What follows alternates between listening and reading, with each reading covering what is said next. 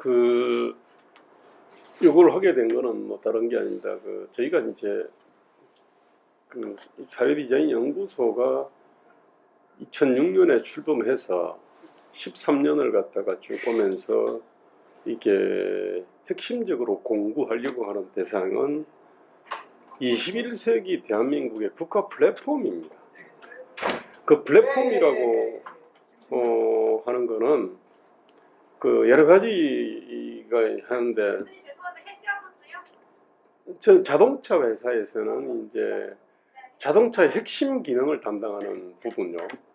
그러니까 달리고 돌고 서는 게, 야, 문을 갖다가 조금 좀만 너무 활짝 열어놓으면 아닌 것 같아.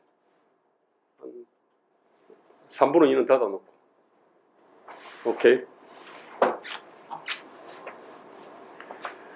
자동차의 핵심 기능부를 플랫폼이라고 부릅니다. 그러니까 엔진, 미션, 타이어, 서스펜션, 그 다음에 조향장치, 그 다음에 브레이크 장치 뭐 이런 거를 갖다가 플랫폼이라고 불러요. 그리고 이제 그 위에다가 껍데기를 갖다가 입히면 되는데, 같은 플랫폼을 가지고 트럭도 만들고 승용차도 만들고 뭐 SUV 같은 것도 만들고 뭐 그렇게 합니다. 이게. 근데 자동차 핵심은 사실은 그 플랫폼입니다. 이게 이제 마차의 밑에 있는 부분도 사실 플랫폼이라고 부릅니다. 근데 요즘은 젊은 애들이 플랫폼이다라고 하면은 이런 거를 자동차를 연상하는 게 아니고 그 어플리케이션들이 올라가는 운영체제로 이렇게 이해를 해요. 예컨대 안드로이드 운영체제라든지 아이폰 운영체제라든지 이런 거를 갖다가 플랫폼으로 이제 이해를 해요. 근데 저는 사실은 본질적인 어떤 거는 같다고 봅니다. 그러니까 사실은 대한민국의 국가 플랫폼은 뭐냐면은 사실은 헌법하고 기본법입니다. 그러면 예컨대 뭐 노동관계법이라든지 상법이라든지 이러저러한 게 그게 일종의 기본법이니까 플랫폼에 해당되죠. 근데 이 플랫폼이라고 하는 거는 어떤 그 정신 내지 사상의 어떤 발현이거든요, 이게. 그럼 정신과 사상이라고 하는 거는 그거는 이제 그 공동체의 어떤 생존과 번영과 어떤 위협으로부터의 어떤 이 공포를 갖다 막아내려고 하는 이 정신이 있잖아요. 그 정신이 결국은 헌법과 기본법들을 갖다가 쭉 만들어내지 않습니까, 이게.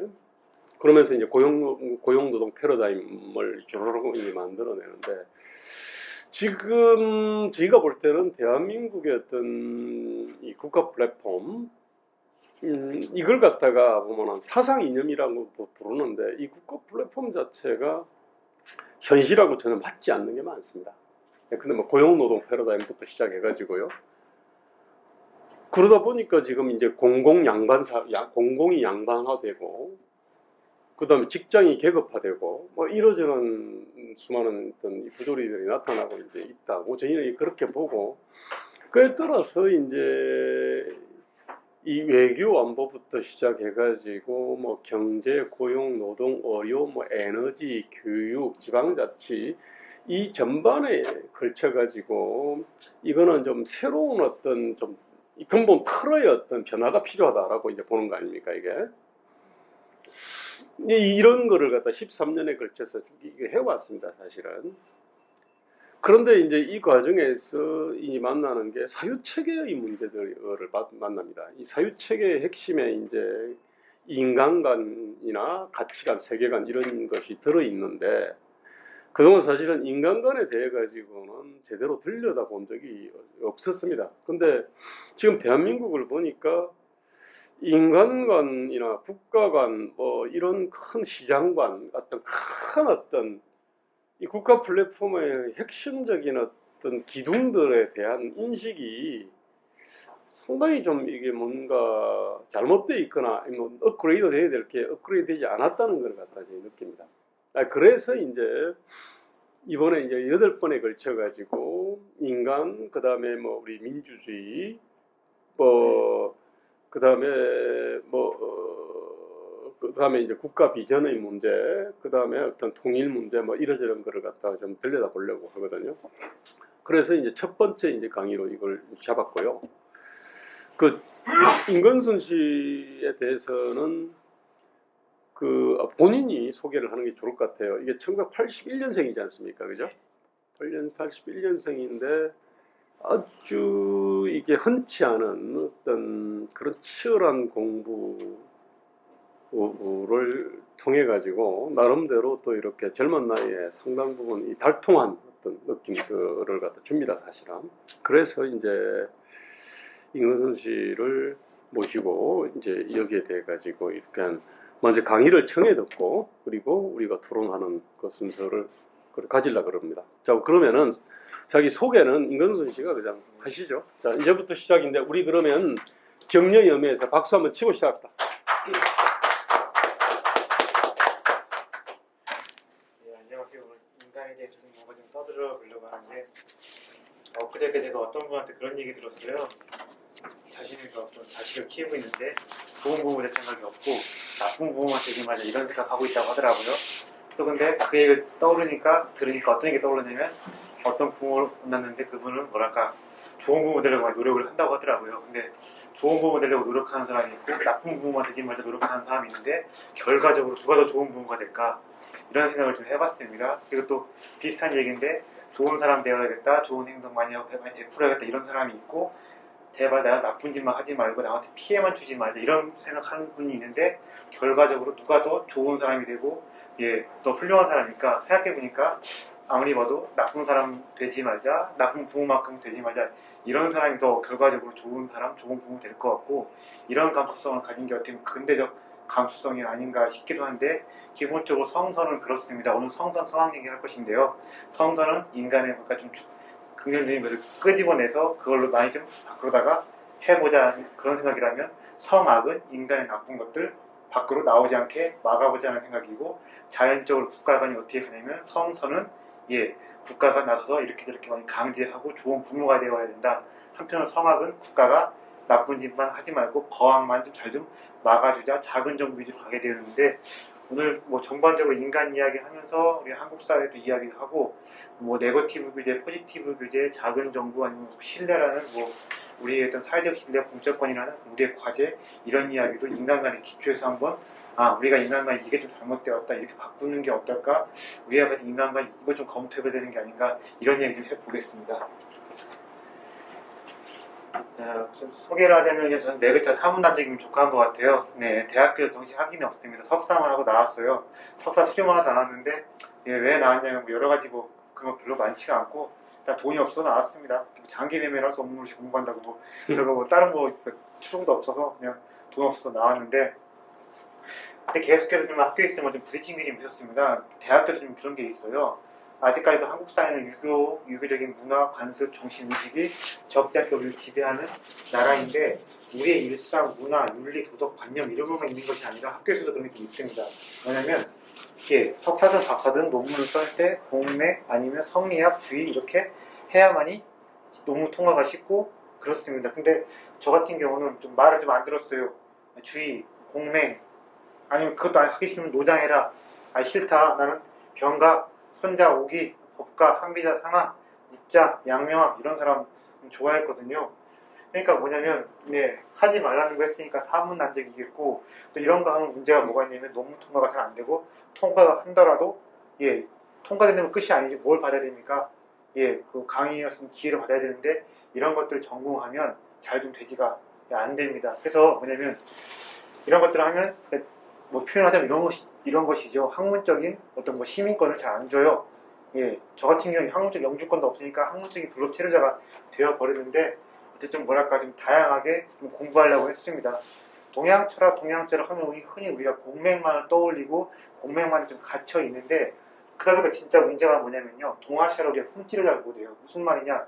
한국 사람들은 공맹만 가지고 설명이 가능합니다. 하지만 중국이나 일본이 공맹만 가지고 설명이 많이 될 수 있을까? 전혀 그렇지가 않습니다.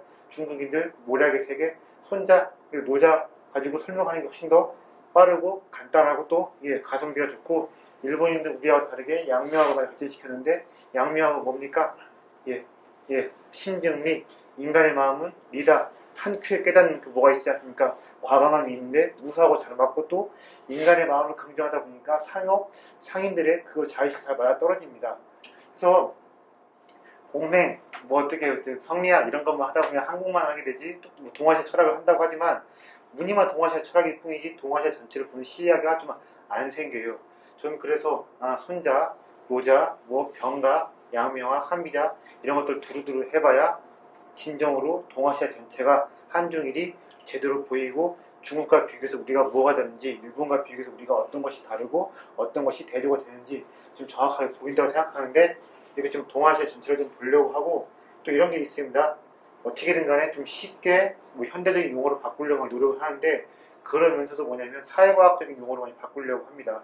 한비자 같은 경우는 뭐 이렇게 말도 많이 합니다. 바꿀 때 무슨 뭐 공유지의 비읍도 얘기를 하고 권력의 대기실 그런 말로 설명하기도 하는데 어떻게든 간에 현대적 용어를 다시 쓰려고 하고 있고 저는 좀 이런 게 있습니다. 동양 철학을 제가 전공했다고 하지만 동양 철학이 다 옳다. 동양의 정신 문명이 발달되고 서양이 뭐 물질 문명이 발달되었다 이런 소리 안 합니다. 무슨 말이냐면요.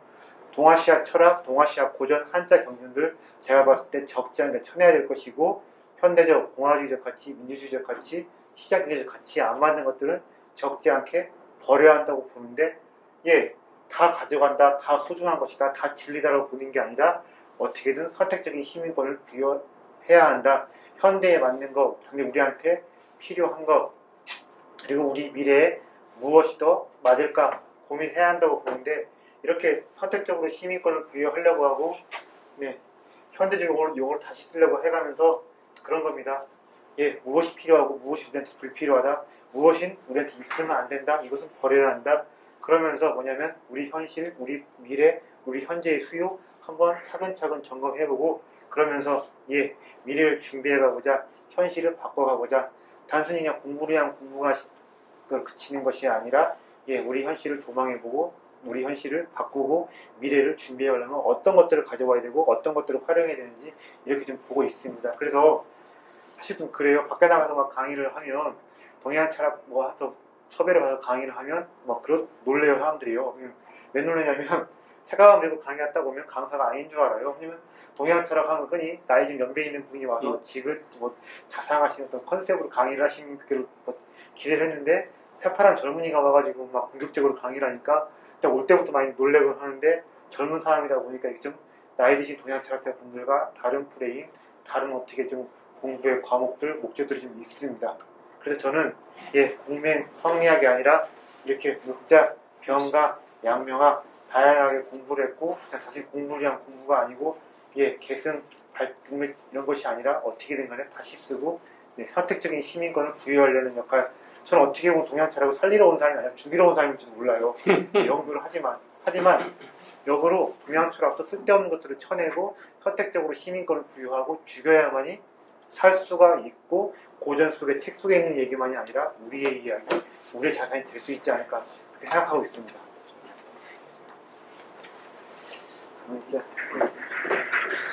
일단은 또 제자백과 인간 이야기 할 것인데 이런 얘기 좀 드려볼게요.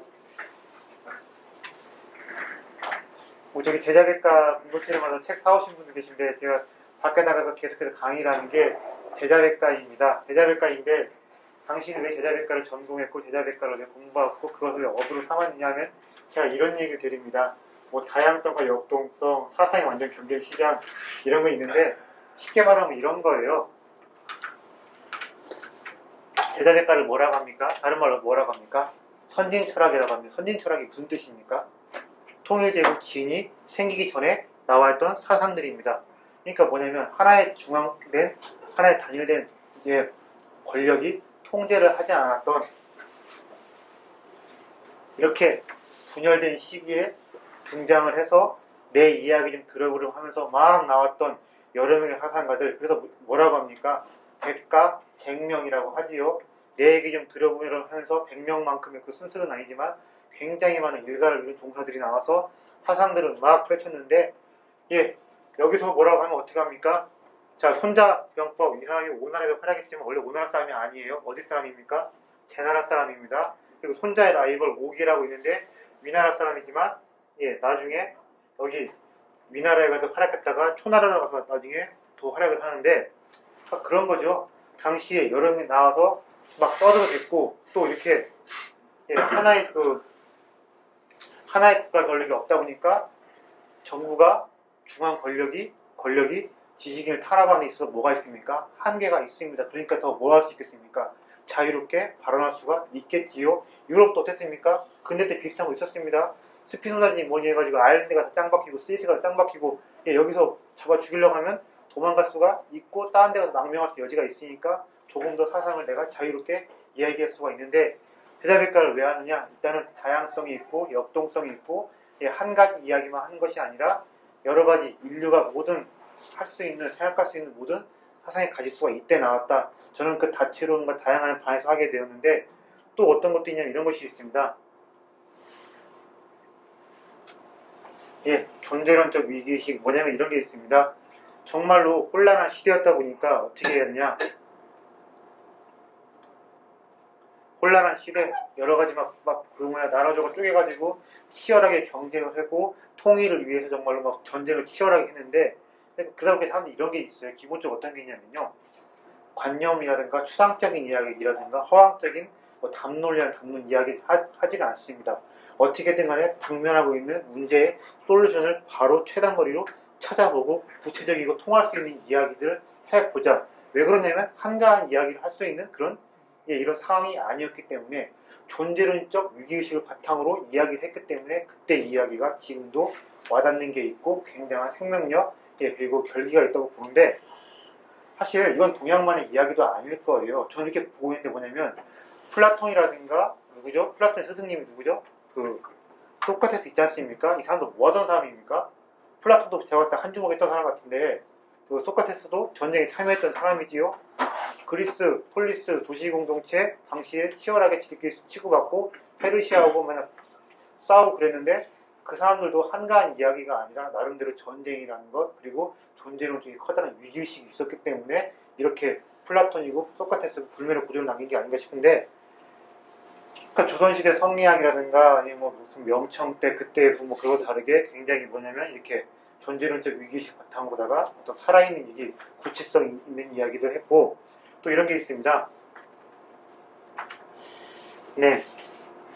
어떤 혁신과 파괴적 창조 전쟁을 합니다. 경쟁을 해야 합니다. 내가 전쟁을 하고 군사적으로 싸워서 이기려고 하면 뭐가 일어납니까? 혁신과 거기서 일어나는 파괴적인 창조가 안 일어날 수가 없지요. 그래서 어떻게 보면 이런 게 있습니다. 뭐가 있냐면 자 지도를 보면 아시겠지만 이런 게 있어요. 이게 뭐랑 비슷합니까? 자 이게 춘추시대고 이게 전국시대입니다. 어떤 거랑 비슷합니까? 유럽하고 거의 유사한 겁니다.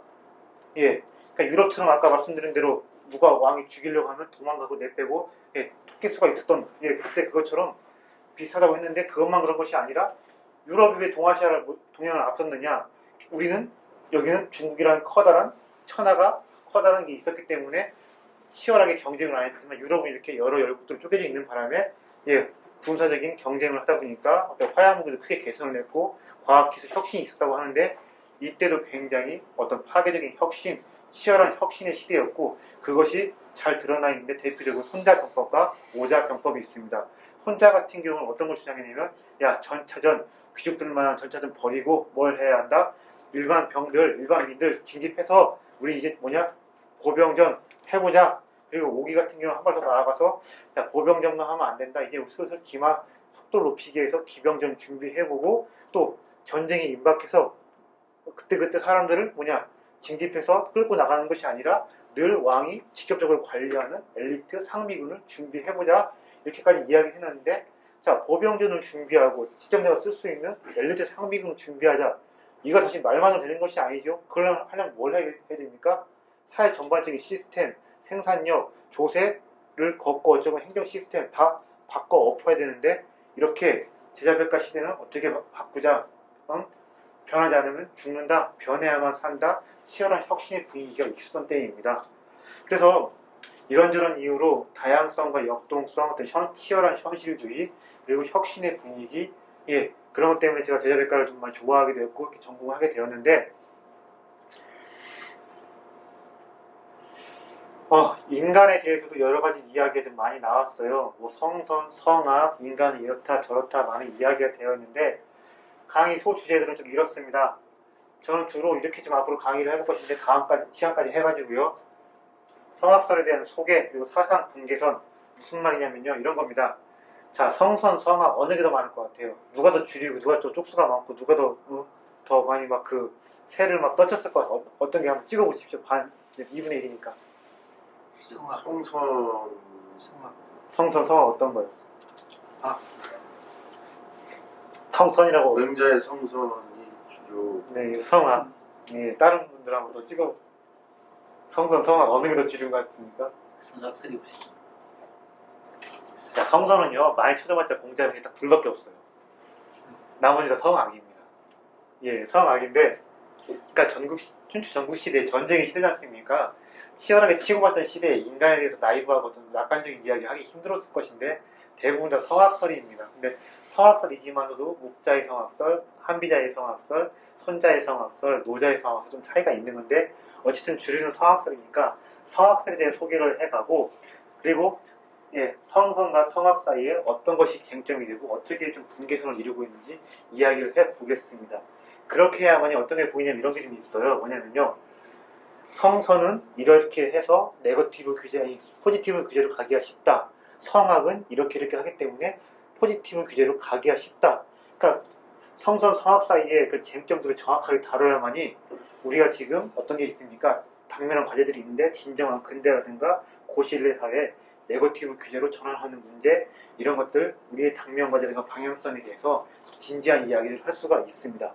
자, 성악설은 기본적으로 인간을 불신합니다. 인간을 불신하다 보니까 어떻게 하냐면요. 나 인간을 불신하니까 어떻게 되냐, 제도로서 투명하게 정해놓고 시작을 하자. 인간 못 믿어 보니까 어떻게 되냐면 또 강박적으로다가 신뢰할 수 있는 영역을, 그것들을, 범주를 확보하려고 안간힘을 씁니다.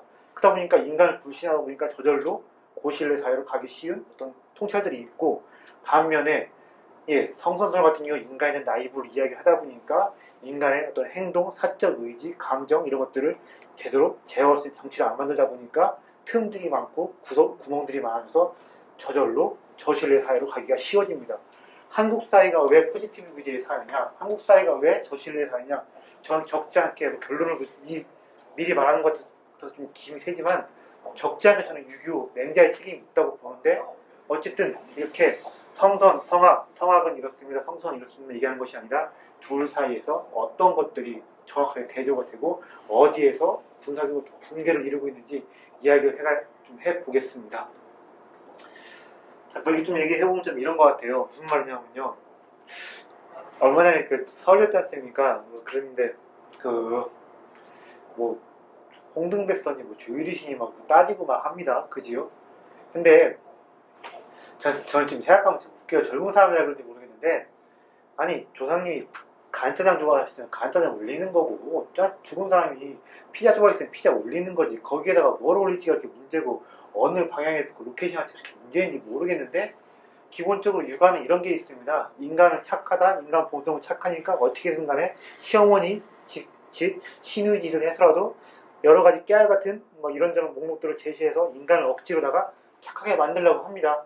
그러다 보니까 우리가 아직 조선을 많이 극복 못했다 보니까 그런 전통이 있다 보니까 한국 사회는 포지티브 규제 사회가 아닌가 싶은데, 성악설은 그렇지가 않아요. 인간이 원래 너저분하고 이렇게 성욕 때문에, 식욕 때문에 나쁜 짓 하기 쉬운데, 인간한테 많은 거 바라지 마라, 대신에 타인을 해친다든가 타인의 물건을 뺀다든가 계약을 이행하지 않는다든가 이것만 철저히 규제하고 몇 가지만 더 덧주줍니다. 야, 니들 이것만 하지마, 대신에 나머지는 어떻게 해라, 사업을 새로 하든 뭘 하든 니들 멋대로 해라, 마음대로 해라. 그러니까 성악설 같은 경우, 특히 법과 같은 경우는 그런 포지티브, 아니 네거티브 규제가 강한데, 이런 것들 보다 보면 전형적으로 한국 사회가 이런 문제가 있고 이것이 잘 안 고쳐지는구나, 좀 아까 좀 와닿을 수가 있을 것 같아요. 그리고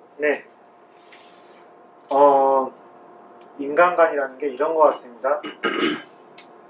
하나 말하는 이야기일 수 있는데, 모든 사상은 다 하나의 인간관인 것 같아요. 무슨 말이냐 하냐면요, 맹자, 순자, 노자, 장자, 묵자 이런 사람만 그런 것이 아니라, 제가 봤을 때 서양에도 플라톤이니 니체니 스피노자니 이런 사람들도, 로크니 이런 사람들 다 각자의 인간관이 있을 겁니다. 내가 생각하는 인간은 이렇고 인간은 이런 것들이 있는 존재들이야 있었을 거예요. 당연한 이야기겠지만, 근데 뭐냐면요, 그래요, 모든 사상은 다 하나의 인간관이고 인간에 대한 규정을 짓는 것인데,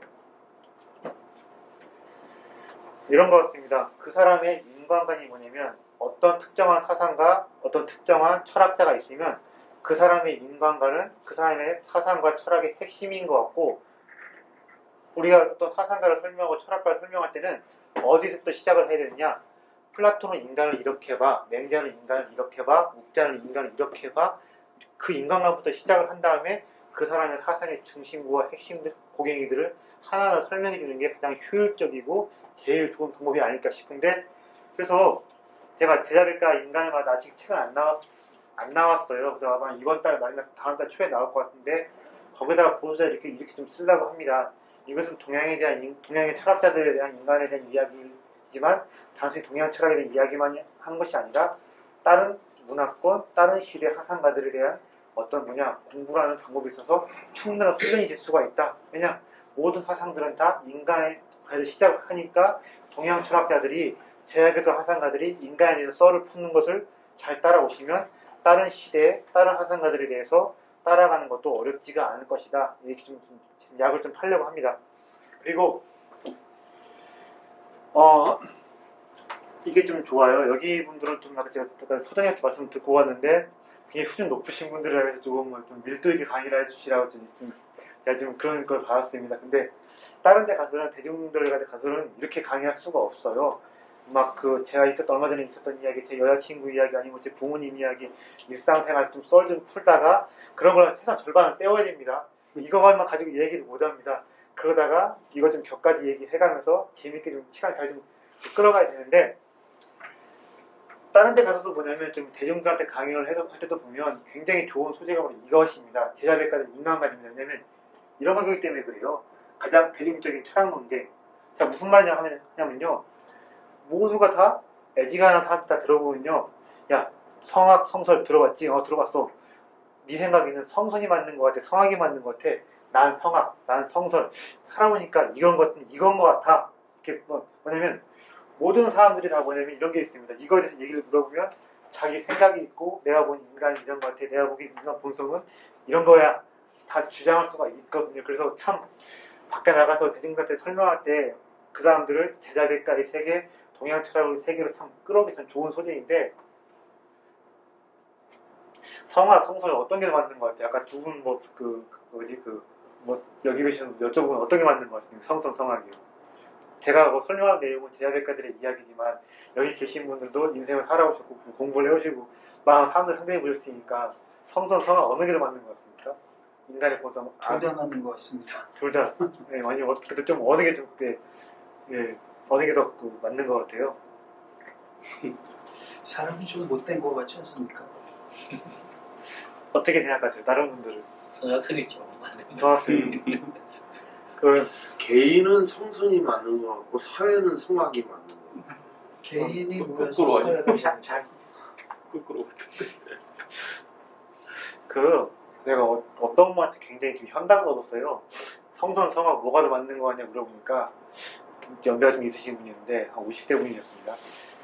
날 보니까 성선이 맞는 것 같은데 마누라를 보니까 성악이 틀린 것 같다. 네. 사모님이 호랑이 같은 분이신데 기본적으로 좀 이런 것 같더라고요. 좀 학교 가서 고등학생들 아니면 대학교 가서 이렇게 얘기를 해보면 성선이 좀 많아요. 근데 이런 자리에 가서 나이 드신 분들 좀 연배 있는 분 상대를 하면 여쭤보면 성악이 많습니다. 왜 그러냐고 생각하면 이런 것 같더라고요. 사람이 이런 것 같습니다. 현실에서 많이 조금 인간한테 치여보거나 부딪혀보면 아무래도 성악 쪽으로 기우는 게 아닌가 싶은데, 이때 당시도 대부분이 성악설이었고요. 또 중요한 게 이런 게 있습니다. 미리 말씀을 좀 드리겠는데, 이래요. 뭐냐면 이런 겁니다. 현실에서 사람들 많이 상대해보고 부대껴보면 성악적으로 많이 기우게 된다고 말씀드렸는데, 당시가 대다수가 성악설에 기울었었고, 또 이런 게 있습니다. 묵자, 순자, 병가, 법가, 장자 다 현실을 보고서 이야기를 했고 현실에 눈 부릅뜨고 살펴보았기 때문에 이렇게 성악설을 말한 것입니다. 다만 조금 각자의 위치라든가 계급적인 배경이라든가 직업적이라든가 좀 달랐죠. 묵자 같은 경우는 하층 및 순자는 지식인, 장자 같은 경우는 단순 지식인이 아니라 중견부 벼슬자리 못 해보고 선생으로 거의 못 해본 두려운 지식인이 본 현실. 그리고 병가 같은 경우는 혼자 직접 전쟁터에서 이렇게 하니까 애를 뺏기는데 이렇게 하니까 애를 요령 피우네. 아, 여기 이제 안 되겠어. 그럼 법 상벌로 명확하게 해야겠어. 예, 병가 같은 경우 군인이 본 현실인데 어쨌든 보면 네, 이 당시에 성악설이 주류이고 이렇게 각자가 현실에서 보았기 때문에 성악설을 주장한 게 아닌가. 저는 그래서 그럼 육아는 어떤 육아 본 현실이에요? 맹장 네, 맹자. 여기서 순자만 성악설이고 공맹은 성선들 진영이죠. 네.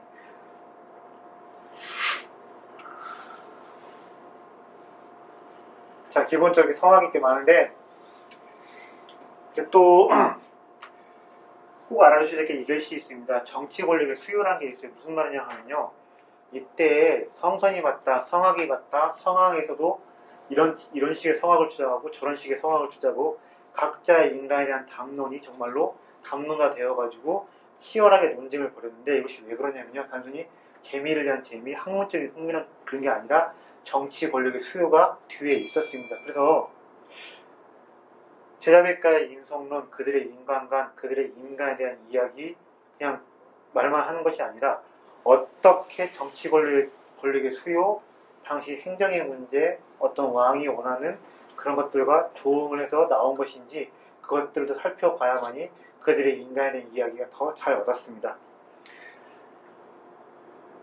자, 그리고 미리 들어가기 전에 뭐 이런 얘기 좀 해볼게요. 뭐 대략적인 스케치인데 성선은 유심주의이고 관념론입니다. 성악은 객관주의이고 현실주의입니다. 그리고 뭐냐면 이런 거면 쉽게 말하면 이런 거예요. 자, 성선 맹자가 어떤 말을 했습니까? 자, 학문의 길은 다른 게 있는 게 아니라고 했습니다. 뭐라고 했습니까? 학문지도 무타야 부기방심이 뭐라고 했습니까? 잃어버린 내 마음을 찾는 거라고 했습니다. 왜 그렇겠습니까? 인간의 본성이 선하다. 그리고 선한 본성이 어디에 있습니까? 내 마음 안에 내재되어 있습니다. 예, 진기심자, 예, 지기성, 지기성자, 지기천. 예, 내 마음을 다하면 내 안에 있는 선한 본성을 만나게 되고 그 선한 본성을 또 끝까지 궁구하면 내 안에 잠겨져 있는 어떤 천, 하늘을 만나게 된다고 했는데 기본적으로 성선은 우리 조선 성리학, 유교는 예, 성선에 처해 있고 유심주의입니다. 마음 안에서 다 해결을 보려고 합니다. 그러니까 저절로 사람이 관념론적으로 빠지기가 쉽습니다. 반대로 성악은 객관주의입니다. 예, 인간 안에 뭐가 없습니까? 선한 본성이 없습니다. 객관주의고 현실론인데 기본적으로 이런 식이 뭐냐면요. 성선은 예, 뭐겠습니까? 인간 마음 안에서 다 찾고 해결을 하자는 겁니다. 그래서 맹자가 말한 인이고 예고 지고 그냥 다 사단이라고 하는데 사단이 다 마음 안에 있다고 합니다. 인간 본성이 선하니까 이런저런 규범이라든가 이런저런 제도라든가 그것들을 어떻게 하냐면 대부분이 다 인간 마음 안에서 가져오자고 합니다.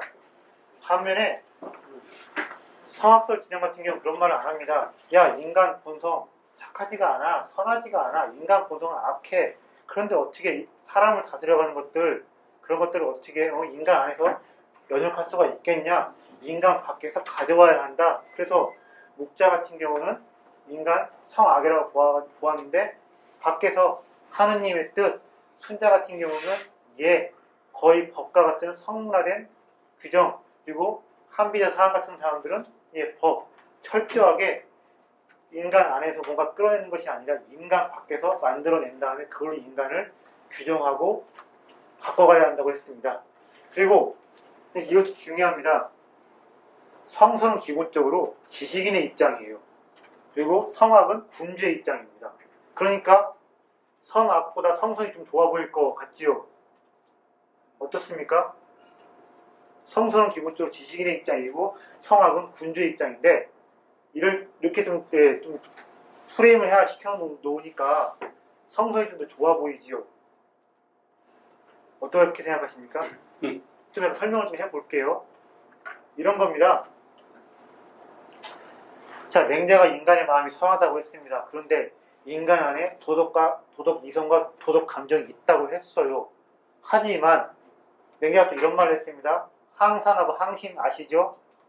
보통 사람들은 항산이 있어야만 항심이 있지만 지식인들은 항산이 없어도 항심이 있다고 해놨습니다.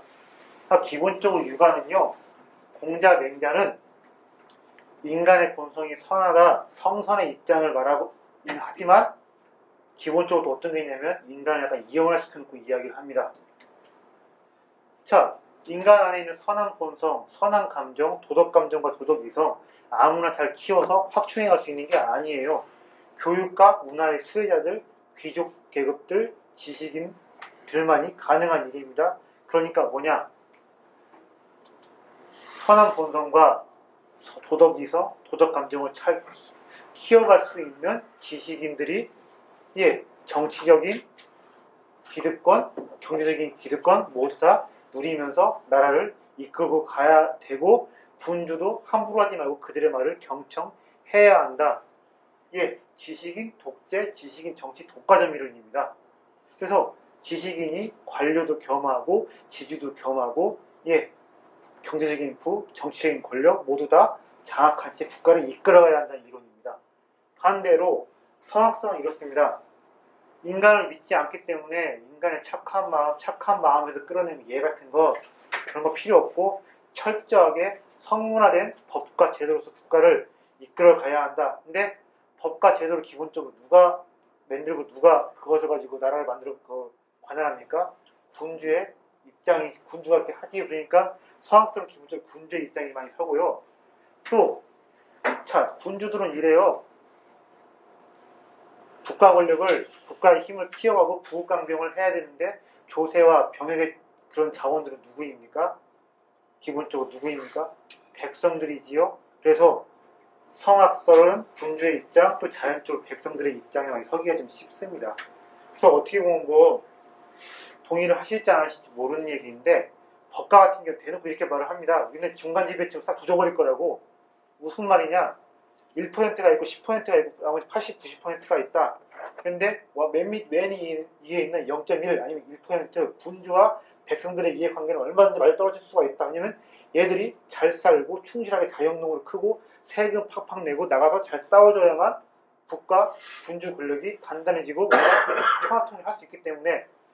근데 뭐가 문제냐면 지식인 밑에 있는 관료들, 호족들이 문제라는 거. 이놈들이 지나치게 많은 특권들을 누리다 보면 건강한 자영농 사라지게 되고 그러다 보면 조세 수입 형편없게 되고 병역자원 부실해지고 그러면 군주가 손해. 그래서 얘들은 동의를 하실지 안 하실지 모르겠는데 전 동의를 하는 얘기입니다. 1%가 있고 중간지배층 10%가 있고 나머지 하층 80%가 있다고 하면 전 1%와 나머지 80%는 얼마든지 이해관계가 서로 일치할 수 있다고 보는 입장이에요. 하지만 10%가 하고 나머지 80, 90%하고는 이해관계 일치하기 힘들다. 중간지배층이 너무 잘 살고 이 수가 불어나면 국가가 자연적으로 국력이 하향되어진다. 이것을 이미 법가가 통찰했습니다. 자, 그리고 이런 게 있습니다. 유사민보주의와 진짜 민보주의. 유사민보주의가 누굴 것 같아요? 선진영입니다. 백성 돌보기를 무슨 적자처럼 해라. 민심이 천시입니다. 이렇게 말은 하지만 어디까지나 자신들 기득권을 위한 입에 발린 소리일 뿐이지 중간 지배층들, 호족들, 지식인, 선비, 관료, 사대부들 자신들의 기득권을 위해서 백성들을 팔아먹는 것일 뿐이지 진짜로 백성들을 위한 현실적인 정책과 부국강병 원하지는 않습니다. 하지만 오히려 법가나 국가 같은 경우는 진짜 민본주의 어떻게 하면 백성들의 삶을 개선해 볼 것인지 고민을 했고 특히 그 중에 누가 묵자란 사람이 겸해로서 백성들을 살려보고 백성들의 삶을 구제해보자 이런 이야기를 하는데 민보주의는 오히려 성선에서 많이 이야기를 하지만 하나하나 얘기를 차근차근 들여다보면 누가 백성들의 삶을 개선하고 진정으로 걱정 많이 해줬는가 성악설 진영이 더 민본주의에 어울린다고 좀 보고 있습니다. 그래서 대략 이렇게 좀 스케치를 해야 하는데 일단은 이거 좀 기억하시면 좋을 것 같아요. 성선은 지식인이다. 성악은 군주다. 그렇게 해서 계속 싸웁니다. 성선을 대표하는 맹자, 육아적인 입장, 성악을 대표하는 법가가 계속 군주를 대변했는데 계속해서 많이 싸워요. 한나라 때 염철롱전도 법가와 육아의 논쟁이고 누구도 그렇습니까? 얼마 전에 중국에서 그거 보였습니까? 뭐였더라? 삼국지 얘기 나오는데 보였습니까? 뭐였냐면요. 사마이. 사마이 그 뭐였더라? 그 제목이 뭐였더라고요? 사마이 그 최후의 책사 사마이였나? 책사 사마이였나? 그거 보셨나요? 자, 사마이하고 그건 뭐였냐면 그러니까 프레임을 바꿔서 삼국지를 조명한 거예요. 뭐냐면 유비, 손권, 무슨 뭐 저기 천하 삼군이 이것이 아니라 삼국지를 사마씨 집안 대 조씨 가문의 싸움으로 본 것인데 사마씨 집안은 누구냐면요. 호족들, 유가 쪽 진영입니다. 토지를 가진 지주들의 진영이고 이쪽은 누굴까요? 조조는 누구 진영이겠습니까? 자영농, 백성들, 당당한 자영들을 만들어내고 개혁을 하려고 한 법가적 그쪽의 입장입니다. 그래서 성성과 성화를 보면 이쪽이 그렇구나, 이쪽이 저렇구나 좀 이해를 하시다 보면 동아시아 역사, 중국사, 한국사로 조금은 어떻게 보이는 또 프레임을 잡을 수가 있을 겁니다. 자, 그럼 넘어가고 자, 인성로 등장의 배경 하나 좀 차근차근 설명을 드려보겠는데요.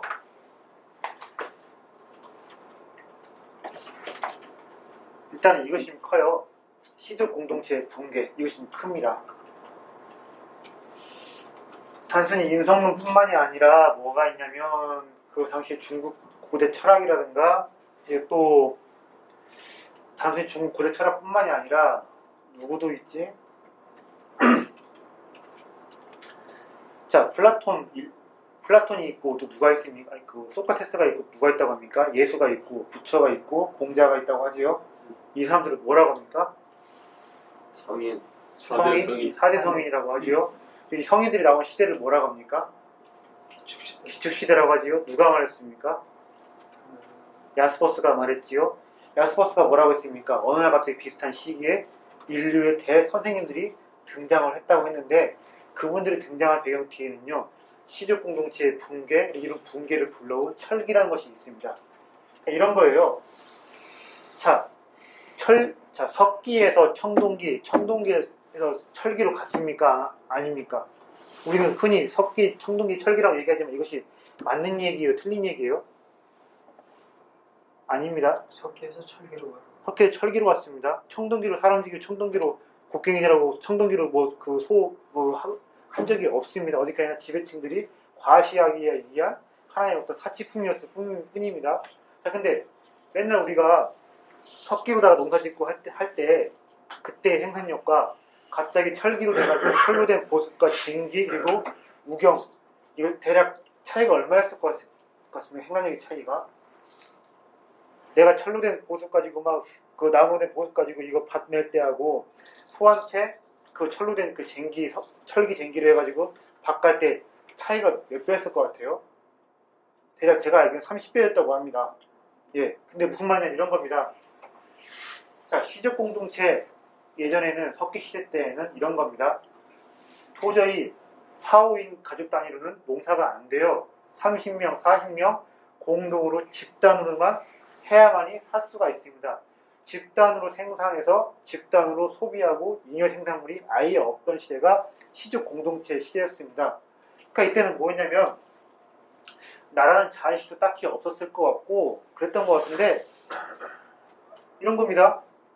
40명, 50명 한 단위로 떼거지로만 해가지고 겨우겨우 생산하고 소비해서 먹고 사는 사람들 나라는 자의식이 있었을지도 모르겠고 그냥 나보다 나이 어리면 아들이고 딸이고 나보다 나이 많으면 아버지고 뭐 이모고 고모고 그랬던 것 같은데 어느 날 갑자기 시족 공동체가 파괴가 됩니다. 왜냐? 아까 말씀드린 대로 철기 때문에 철기가 있으니까 이만한 땅 이제 30명 40명 안 달라붙어도 내가 소 한 마리만 있으면 다 경작이 가능해요. 그러니까 뭐냐면 예전에는 저 사람들이 나하고 같은 조상을 같이 하는 저 시족 공동체 저 구성원들이 내 생존의 근거였다면 이제는 뭐가 된 것입니까? 내가 애써 생산하는 거 축내는 10충이밖에 안 되는 겁니다. 그러니까 얘는 어떻게 해야겠습니까? 30, 40, 40, 50인 단위로 생산하고 소비하는 것이 아니라 4, 5인 단위로 이렇게 인간들이 분화가 된 것입니다. 그러니까 뭐냐면요. 예전에는 춘추시대 초기만 해서도 왕이 어떻게 했느냐 인민들을 다이렉트로 다스리는 게 안 됐습니다. 그래서 가끔 누구 하나 보내서 뭐 좀 뜯어오던가 했는데 4, 50명을 그 관할하는 시족 공동체의 수장을 통해서 간접적으로 지배하고 어쩌고만 했는데 이제 뭐냐 시족 공동체가 붕괴가 되고 이렇게 인간들이 파편화 개체화 되면서 어떻게 해야겠습니까? 왕이 4, 5인 단위로 개체화된 인간들을 직접적으로 다스릴 필요가 생겨버린 거예요. 그러니까 예전에 군주가 시족 공동체 족장 뭐 촌장들한테 이야기를 해서 간접적으로 다스리고 또 당시가 또 뭐냐 국가의 생산적인 형편이 없었으니까 행정의 밀도도 거의 뭐 허접하고 그제 없었으니까 제대로 된 통치구조가 없었는데 이제는 철기가 도입되면서 국가의 꼴도 나름 갖춰가고 국가의 행정도 크게 되어가면서 이제 뭐냐 개인 군주가 개인을 직접적으로다가 다이렉트로 다스리고 통치할 필요가 생겨버린 겁니다. 그래서 왜 인성론이 등장했고 인간이 이것을 좋아한다, 인간이 이것을 무서워한다, 인간 본성은 이렇다, 인간 본성은 저렇다 이런 말들이 왜 나왔냐면요. 시족 공동체가 붕괴되고 인간이 개체화되고 그 개체화된 인간들을 국가 권력이 통치 권력이 이러한 지배를 해야 되니까 이런 단론들이 등장을 하게 된 것입니다. 학자들이 그냥 단순히 무슨 뭐 학문적인 호기심 때문에 심리학적인 호기심 때문에 이런 말들을 한 것이 아니라 이렇게 야 왕들이 인간은 이렇다 저렇다 통치 권력이 인간에 대한 보편적인 담론이 필요하게 되니까 이렇게 학자들이 가서 이야기를 한 것입니다. 사실 그렇지 않습니까? 요새도 그래요. 왜냐면 여기저기 뭐 국가가 원하는 데에다가 뭐 해서 뭐 보고서를 쓰고 어쩌고 해서 그 연구를 탄핵해서 먹고 사는 지식인들 꽤 많이 있지요. 지금도 지식인들은 국가 권력의 수요에 굉장히 민감하게 반응을 해서 먹고 살려고 애를 쓰는데 당시에도 똑같았던 겁니다. 어쨌든 이렇게 국가 권력의 수요가 있었는데 또 이런 것도 있었어요. 광토 중민 부국강병이라는 그런 과제. 뭐냐면 이런 겁니다.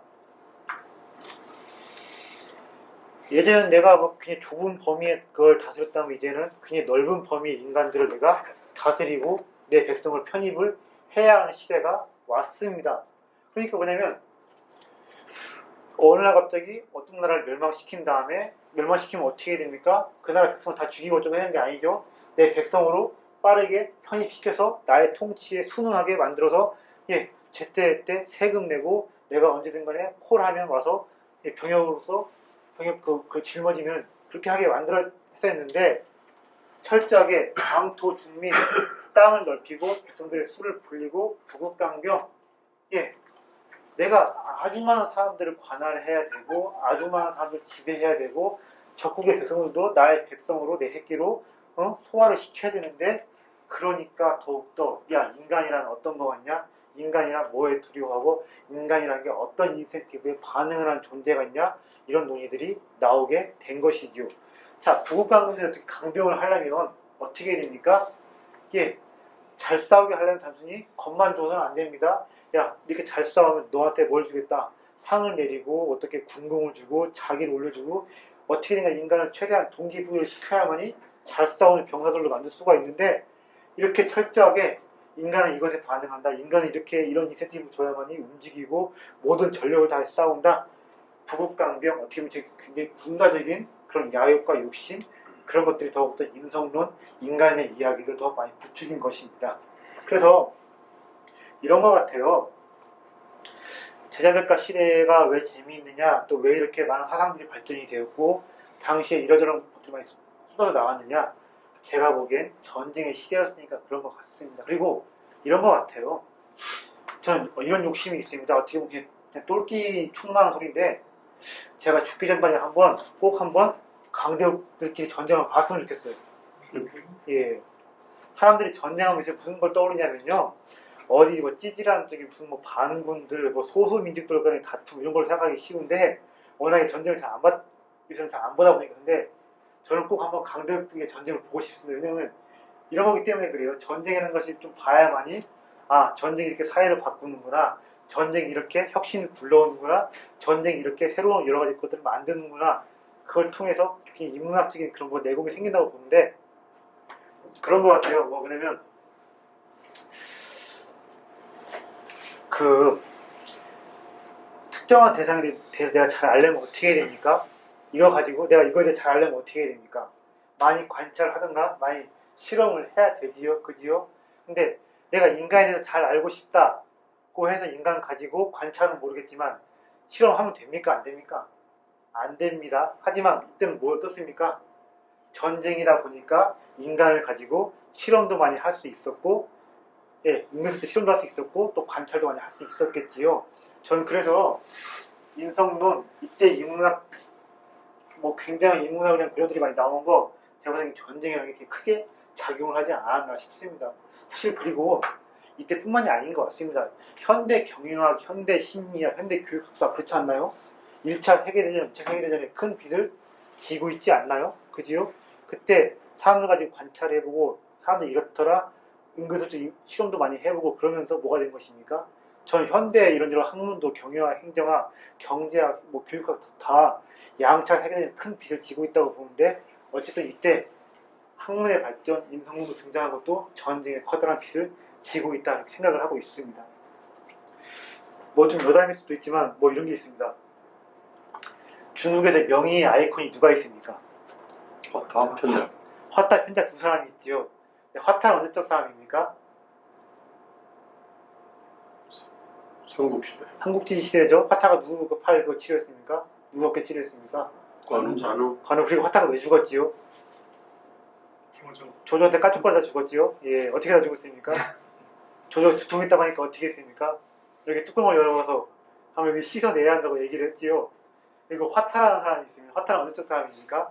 전국시대 사람입니다. 근데 재밌는 게 그때 왜 화타하고 편작 편작이 전국시대 사람인데 화타는 삼국시대, 편작은 어디 시대 사람입니까? 그 전국시대 사람인데 제가 봤을 때 그때 그랬던 것 같아요. 전쟁 시대다 보니까 시체 구하기가 쉬웠고 의사들이 해부도 많이 했던 것 같습니다. 그러다 보니까 그때 의학 특혜 발전하는 게 아닌가 싶은데 전쟁은 정말 제가 봤을 때 파괴의 신이 아니라 창조의 신이 아닌가 싶기도 하고 꼭 한번 저 죽기 전까지 한번 꼭 그게 그래서 저는 꼭 조만간에 그것도 좀 잘하면 구경할까 할 수 있지 않을까 기대도 큰데 중국하고만 미국하고 전쟁을 한번 꼭 보고 싶습니다. 뭐 철없는 소리 같지만 꼭 전쟁을 봐야만이 늘어나는 뭔가 좀 시야 늘어나는 내용이 좀 있지 않나 싶습니다. 내공도 살아있어야 되는 거지. 리아리스트가 살아야죠. 잘 살거든요.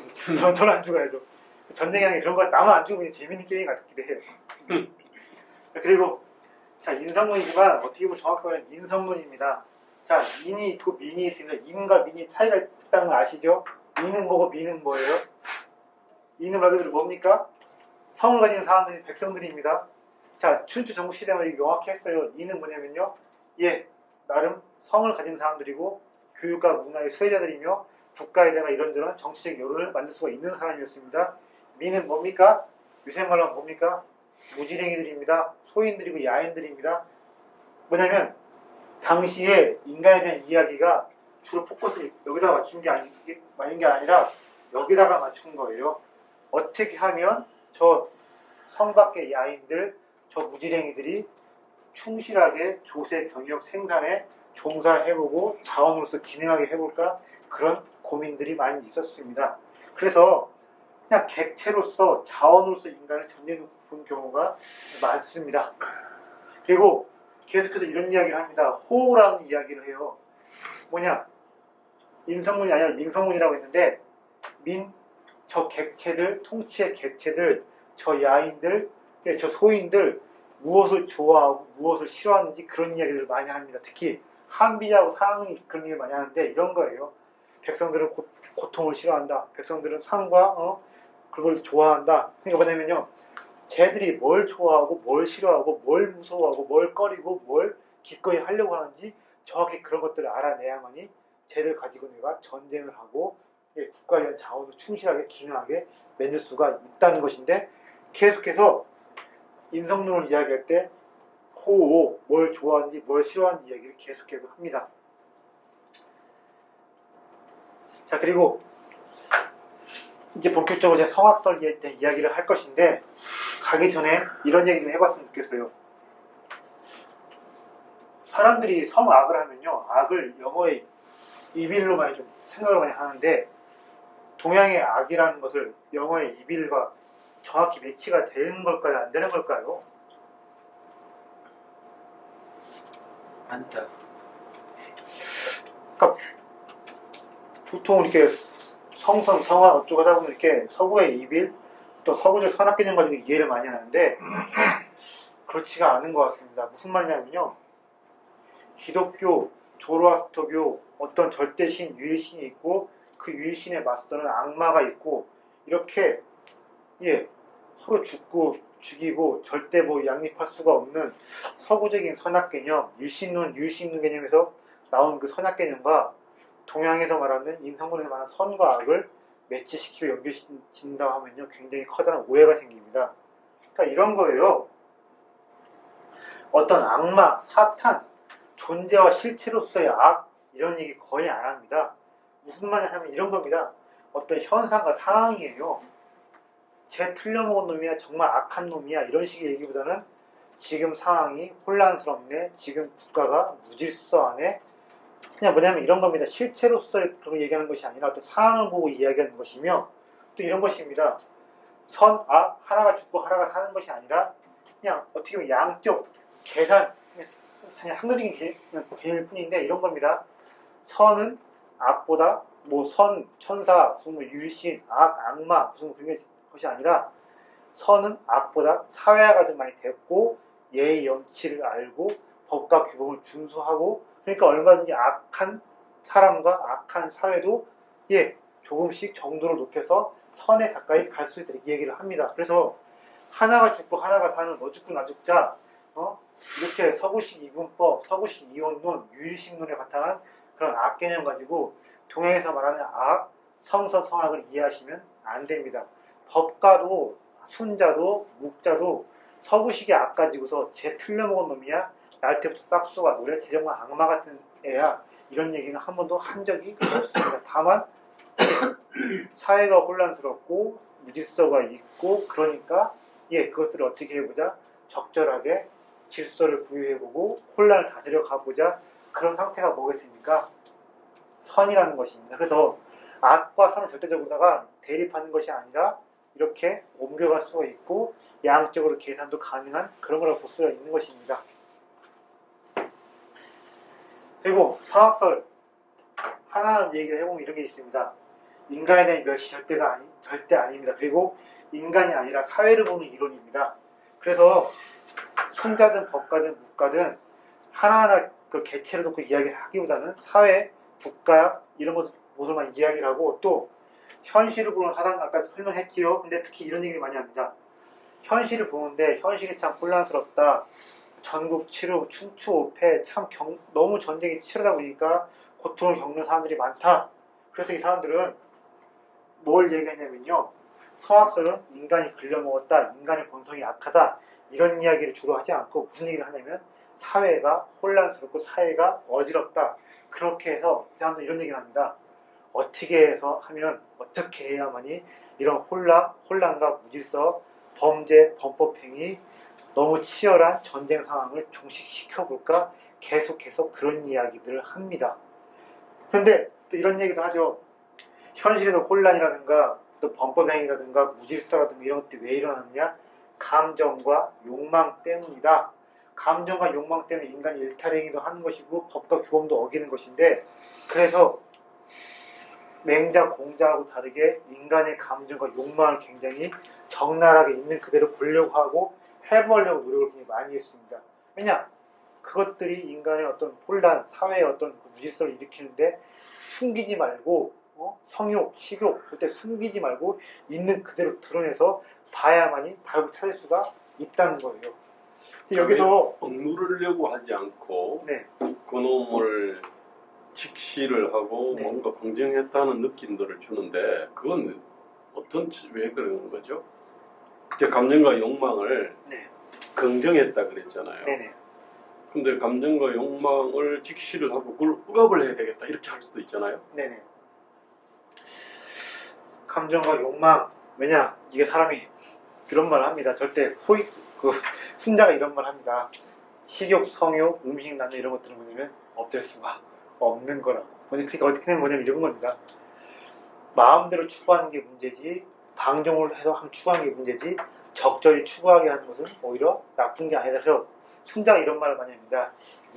예자, 조결하고 뭐냐면 예를 통해서 적절하게 감정과 욕망을 대출하고 그것들을 누릴 수 있게 해주자. 그래서 묵자도 순자도 법가도 중에 있는데 이런 것들을 없애라 억누르라 하지 말고 적절한 틀과 범위 안에서 추구할 수 있게 멍석을 좀 깔아주자. 그렇게 하기 위해서 뭘 해야 되느냐? 법가 같은 경우 그런 얘기도 많이 합니다. 생산력을 늘려야 한다. 재화를 늘리면 얼마든지 백성들이, 인민들이 정해진 틀 안에서 감정과 욕망을 다스릴 수가 있다. 이렇게 말을 합니다. 그래서 억누르는 게 아니라 적절하게 발현시켜주고 잘 발현시켜주기 위해서 생산력을 좀 늘려보자. 이런 식으로 이야기를 많이 하지요. 근데 몰라서 여쭤보는 이 순자도 육아 계열이라고 네네. 볼 수 있는 거죠? 순자도 육아 계열인데 성악설에 서 있지만 법과하고 좀 차이가 나는 게 뭐냐면 일단은 교화한 다음에 그때 가서 안 되면 법으로 제재하자. 그런 게 강합니다. 아니, 그러니까 성악설을 주장한 순자도 육아의 증자한테 배웠다고 그러나? 증자한테 안 배웠어요. 뭐 육아의 계열의 스승한테 배웠다고 그런 하여튼 그러니까 지금 헷갈리는 게 지금 이제 법가와 육아의 계통으로 봤을 때 네. 순자는 어느 쪽이라고 봐야 되는 거예요? 좀 얘기가 좀 길어질 것 같은데 뭐 정확히 얘기를 이렇습니다. 사실은요. 뭐 그냥 보시기에는 순자가 분명히 육아인 건 사실입니다. 법 이전에 형벌 이전에 교화를 우선시해야 한다고 이야기를 했기 때문에 그 사람 육아의 범죄에 넣을 수 있는 사람이고 순자의 제자 중에 뭐 이사하고 한비자가 있기 때문에 순자가 뭐 육아가 법가로 뭐 변한 뭐 변질되는 단초를 했다고 하는데 그것도 조금 문제가 있는 생각인 것 같아요. 네. 순자는 성악설에 서있지만 그 사람 육아다. 왜냐면 그래도 인간은 교화가 우선이다라고 보는 입장을 절대 버리지를 않았습니다. 그래서 재밌는 게 이런 것도 있습니다. 인간이 왜 악을 일으키고 이상한 짓을 하느냐? 감정과 욕망 때문인데 더 나아가서 장자는 이런 얘기도 합니다. 허무라는 것도 이야기를 해요. 뭐냐면요. 자, 내가 이것을 원합니다. 내가 이것을 얻었을 때 기쁩니다. 자, 욕망이 있으니까 당연히 감정이 있는 것이고 욕망을 적절히 추구해서 얻으면 감정이 충족이 되니까 기쁜 것인데 이것이 다가 아니래요. 사람이 욕망을 추구하고 감정으로 기쁘고 어쩌고 하다 보면 그걸로 좋고 마음껏 땡길 것 같지만 그렇지가 않다. 욕망에서 감정, 거기에 더 나아가면 허무라는 감정이 나오는데 허무라는 감정이 또 인간을 또 이상하게 해줄 여지가 있다고 합니다. 그래서 그것을 순자가 봐야 된다면 어떻게 했냐면요. 인간은 단순히 욕망만 하고 감정 이것이 아니라 허무라는 감정이 나오니까 허무라는 감정을 잘 좀 어떻게 해보자. 다스릴 수 있는 어떤 예술과 문화 그것도 좀 만들어보자. 그래서 순자 같은 경우는 오히려 맹자보다 더 공자의 적통이라고 볼 수도 있는 게 맹자는 공자처럼 음악 이런 거 별로 예술을 안 좋아했는데 순자는 굉장히 그것들을 많이 조금은 강조를 했어요. 왜냐면 욕망, 감정만 있는 것이 아니라 인간한테 허무라는 것도 있는 것인데 그것들을 잘 다스릴 수 있게 예술들, 음악들 잘 어떻게 만들고 해야만이 인간 사회의 혼란과 무질서 더 줄일 수 있는 방법이 된다. 이렇게 좀 보았던 것 같습니다. 그래서 순자 보면 이런 게 있습니다. 32편인데요. 마지막에 성상편이 있고 구편이 있는데 성상편과 구편이 시이고 노래예요. 근데 성상편은 뭐냐면 성상편, 구편 다 시이고 노래인데 성상편은 좀 어려운 얘기가 있고 구편은 조금 쉬운 이야기인데 구편은 일종의 노동요입니다. 일반 백성들이 노동하고 단체 노동할 때 쉽게 노래를 부르면서 요새 애들 말로 하면 뭐겠습니까? 떼창이죠. 떼창하면서 유교의 어떤 그 가르침도 이해할 수가 있고 마음도 다스릴 수 있는. 그래서 순자 같은 경우는 굉장히 예술을 많이 강조했어요. 예술이 뭐냐면 잡아 패고 가두고 공권력을 집행하는 걸 훨씬 더 가성비 좋게 혼란과 무질서를 다스릴 수 있는 방법이 될 수 있다고 봤기 때문입니다. 네. 동의 좀 하시나요? 이거요? 의미가 있네. 네. 그래서 절대 그 당시가 기원전 4세기, 5세기 얘기라서 무시할 수가 없는 게 진짜로 인간에 대한 날카로운 통찰이 정말 많이 있습니다. 아까 감정과 욕망 얘기했으니까 혹시 성선설 쪽 그러니까 저기 육아 쪽은 감정과 욕망에 대해서 어떻게 그러니까, 봤는지 혹시 예. 좀 그러니까 맹자가 이런 말을 하죠. 마음 키우는 제일 좋은 방법은 뭐냐면 과욕이다. 욕망을 적게 하는 것이다. 이렇게 말을 했습니다. 그러니까 기본적으로 성선 진영은 뭐냐면 이런 것입니다. 예, 욕망 감정 있는 그대로 보지 않고 최대한 줄여라, 없애라, 존천리 뭐라고 합니까? 거인욕이라고 하지요. 맹자를 그 머리에 이고 있는 성략계가 이렇게 말을 했습니다. 존천리 거인욕, 인욕은 최대한 없애야 한다. 근데 인간의 욕망을 없앨 수가 있습니까? 예, 아니지요. 수영을 통해 가지고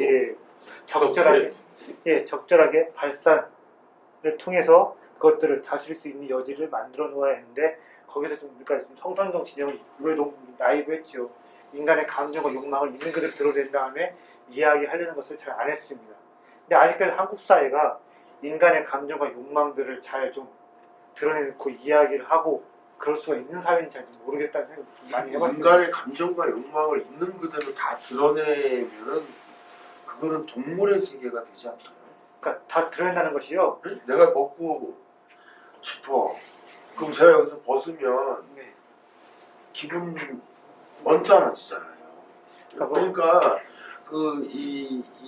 저는 아까 그 이제 육아 계열에 저는 사실 처음부터 좀 불만인 게 성선성악을 이렇게 대비시켜 놓고 딱 갈라놓고 이렇게 얘기하는 게 진짜 근데 제가 딸려가지고 지금 흘려가고 있는데 네.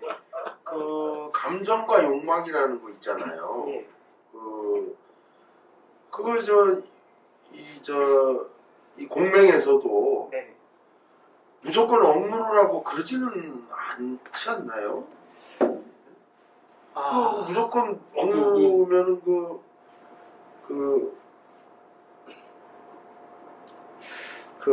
이제 저도 지금 네. 이제 지금 문제 제기를 제가 지금 후회하고 있는데 네. 강의 좀 이제- 하시고 네 그러면 뒤로 네. 예 죄송합니다. 예. 아니 근데 이것이 그냥 금방 후회스럽네 지금 이것을 얘기하면서. 그러니까 적나라하게 추구하자 이런 말을 한 게 아니라 어쨌든 지식인들이라든가 뭔가 좀 다루는 사람들 좀 솔직하게 좀 논의 대상에 올려놓고서 이야기를 할 수 있는 정도 돼야 되지 않나 그런 생각인 것 같고 죄송합니다. 네 확실히 그럴 때까지. 더 나아가겠습니다. 네. 그리고 네 사학소 진영 이런 게 좀 있습니다. 인치를 부정합니다. 그리고 법과 제도, 아까 군주 중심 이런 게 있는데 여기서 뭐 이런 얘기 좀 해볼게요. 뭐냐면 이것 좀 얘기해 보겠습니다.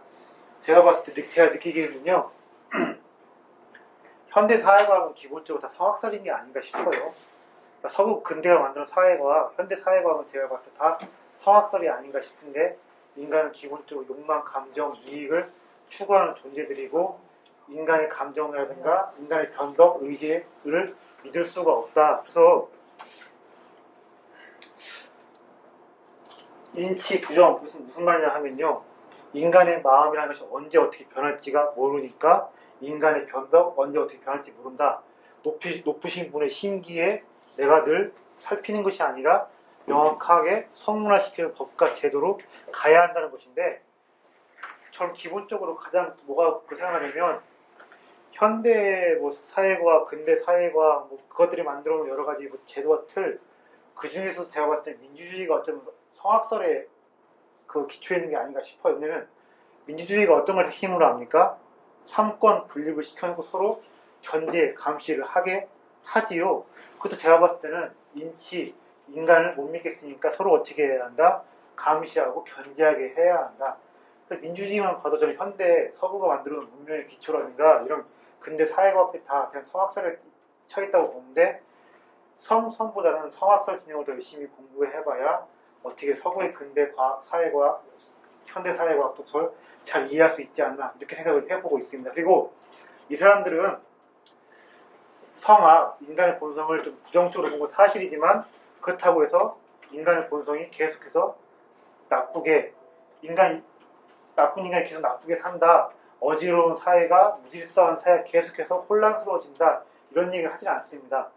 법으로서, 예로서, 겸해로서 아니면 자연의 그 질서로서가 자연의 질서를 설명할 수 있는 도로서 얼마든지 인간이 변해갈 수가 있고 인간 사회가 좋은 쪽으로 긍정적인 쪽으로 바뀔 수가 있다고 얘기하는데 무엇으로 변화시킬 것이냐, 어떻게 변화시킬 것이냐, 어떤 방향으로 바꾸게 할 것인지는 다 법가든 묵자든 도가든 나름 충실하게 이야기를 합니다. 그래서 성악설 진영 이렇게 보면 이런 것들이 있는데 인치 부정한다, 법과 제도, 군주 중심, 민본주의, 그리고 네거티브 규제, 변화 가능성 인정, 현대 사회과학 이렇게 좀 대략적으로 이야기할 수 있지 않나. 인치가 뭔가요? 인치 말 그대로 뭡니까? 사람이 법치가 아니라 법치가 아니라 인치라는 겁니다. 예. 뭐냐면 다시 그건 이런 겁니다. 얘기나 대학 보면 이런 게 중용 이런 얘기 나와 있습니다. 뭐냐면 사람은 뭐냐면 그 법과 제도가 아니라 군자들의 마음, 군자들의 덕으로서 다스리는 것이다. 덕치, 예치 뭐 이런 거죠. 자, 기본적으로 육아는 어떻습니까? 수기 치인인 거예요. 수기 나를 다스린 다음에 치인. 수기를 누가 하는 것입니까? 모든 백성들이 하는 것이 아닙니다. 자, 군자 계급이 있고 소인 계급이 있고 자, 그리고 군자 계급을 다른 말로 뭐라고 합니까? 맹자는 이렇게 말했습니다. 노신자가 있고 노력자가 있습니다. 노신자가 뭐지요? 정신노동을 하는 사람들, 수양을 통해서 집에 층이 되는 사람들인데, 자, 모두가 다 군자 되고 모두가 다 노신자 되고 모두가 다 수기하면 소는 누가 키웁니까? 그지요? 소인 계급들이 열심히 생산하고 일을 해야만 하는 건데, 수기, 치인, 수기가 된 군자들의 마음과 덕으로 세상을 다스려가야 한다. 공자가 이런 말을 했습니다. 군자지덕, 군자의 덕은 바람이요, 소인의 덕은 풀이다. 그래서 군자들이 덕이 완성되고 덕이 완성된 착한 사람들이 통치를 하면 자연적으로다가 백성들이 수능을 하고 좋은 세상이 올 거라고 하는데 이것이 바로 성성론 진영의 인치입니다. 사람이 착하면 된다. 지배층들이 덕을 갖추면 된다. 지배층들이 진정한 군자가 되면 지배층들이 덕의 완성자가 되고 유덕자가 되면 자연적으로 통치의 문제가 해결되고 좋은 세상이 올 것이라고 한다. 이것이 바로 성성론 진영의 인치인데 철저하게 법과 묵과 특히 법과 그것을 완전히 반대합니다. 지식인들, 관료든 임금이든 언제든지 인간의 마음을 왔다 갔다 할 수가 있고 비한적인 사고를 할 수가 있으니까 사람의 그 마음, 관료들의 재량권에 의지하는 것이 아니라 명확하게 만들어놓은 법과 제도로서 다스려가야 한다는 것이 바로 그들이 말하는 인치, 부정, 법치, 제도에 의한 시스템에 의한 다스림입니다. 그래서 묵가하고 법가는 이런 겁니다. 사람이 다스려도 안 된다. 결론은 뭐가 중심에 서야 한다. 시스템을 믿어야 되고 시스템을 잘 만들어 놓아야 한다. 그래서 무의라는 것이요, 도가에서 노자만 주장한 것이 아닙니다. 오히려 무의를 누가 많이 주장했냐면요, 법가가 많이 주장을 했어요. 무의가 바로 뭐냐? 자, 노자가 말하는 무의라는 것은 그냥 자연의 질서대로 무슨 도대로 사는 게 무의다 어쩌고 얘기하는데, 법가의 질서는 뭐냐면, 법가의 무의는 뭐냐면 이런 것입니다. 군주가 자신의 판단과 자신의 마음을 과신하는 것이 아니라 군주도 뭘 지켜야 한다? 법을 철저히 지켜야 한다. 군주도 닥치고 어떻게 해야 한다? 법대로 해야 한다. 그리고 군주가 법대로 해야 되니까 법이 다르면 시스템인데 시스템을 잘 만들어 놓아야 한다. 이것이 바로 법가의 무의인데 철저하게 이렇게 이 정도 인치를 부정합니다. 그래서 한비자가 이런 말을 했어요. 한비자는 이런 말을 했습니다. 성인을 부정했습니다. 성인이라는 존재를 부정해버렸고 성인이라는 존재를 아예 죽여버렸어요. 무슨 말이냐? 한비자가 이런 식으로 말을 했습니다. 자, 군주, 인간하고 보통 사람 다를 바가 없다. 무슨 말이냐 이런 겁니다. 속군이든 성군이든 확률이 조금 희박하다는 거예요. 그러니까 아주 막 나가는 군주, 작정하고 나라를 말아먹는 군주, 그리고 요순과 같은 성인 군주, 이 극단의 사례는 잘 나오지가 않고 대부분의 군주는 중질 정도의 인간이다. 그럼 뭐 어떻게 해야 되느냐? 중질 정도의 인간이다. 그들의 지혜라든가 덕성, 총명의 정도는 장사미사와 크게 다를 바가 없고 백성 평균에 수렴하는데, 그럼 이런 말입니다. 누가 장사미사가 군주를 해도 나라가 안정된 선에서 갈 수 있도록 평소에 시스템과 법칙들을 잘 만들어 놓아야 한다는 거예요. 그래서 이런 말도 합니다. 누가 지금 강에 빠졌는데 저기 멀리 있는 월나라 사람을 데려와야 되는 거 아니라고 했습니다. 무슨 말이냐? 당시 월나라가 남방에 있는 나라보다 한 수영을 잘했나 봐요. 근데 당장 여기 사람이 빠졌으면 어떻게 든 구할 방법을 찾아봐야 되지. 수영 선수 데려오면 되겠습니까? 안 되지요. 그리고 이거 누가 굶어주고 하고 있는데 야 조금만 참아라. 일주일에 어디 무슨 대감집에서 막 엄청나게 막 그 상다리 부러지게 잔치를 하니까 좀만 참아라 이렇게 말하면 안 된다고 했습니다. 무슨 말이냐? 사람이 굶어가면 당장 뭐라도 쑤어서 먹여야 한다는 것입니다. 이게 무슨 말이겠습니까? 사람이 익사하게 생겼는데 올나라에 있는 수영선수 매셔온다. 사람이 굶어 죽어가고 있는데 며칠 후에 일주일에 열릴 잔치를 이야기하는 그 말은 뭐냐면 성인을 기다리는 육아의 인치를 꼬집은 것이며 니들은 늘 군주보고 성인 되어라 한다. 성인 될 때까지 기다리라고 하는데 그것은 그냥 비현실적인 이야기일 뿐이다. 이런 것입니다. 그래서 이런 거예요. 사람이 물에 빠졌으면 어떻게 하겠습니까? 수영선수 데려오는 것이 아니라 어떻게 하겠습니까? 장대 던지고 밧줄 던져야겠죠. 그리고 여기가 수시로 자주 사람이 빠지는 지역이라면 어떻게 하겠습니까? 입수금지 팻말 붙여놓고 언제든 던질 수가 있는 그 밧줄이라든가 장대를 구비시켜 놓아야겠죠. 이것이 바로 말하는 한비자가 말하는 법칙입니다. 수영선수 불로 생각하지 말고 말아야 되듯이 우리는 성인을 기다리지 말아야 한다. 어떤 사람이 군주가 되더라도 어떤 사람이 회사의 수장이 되더라도 휘청휘청 거리지 않고 안정된 기반이 굴러갈 수 있도록 법 시스템들을 잘 평소에 만들어 놓아야 한다는 것입니다. 그래서 이렇게 성악설 진영은 철저히 인치를 부정하는데 귀결이 법과 제대로 가고 시스템으로 많이 가게 마련입니다. 네. 그리고 뭐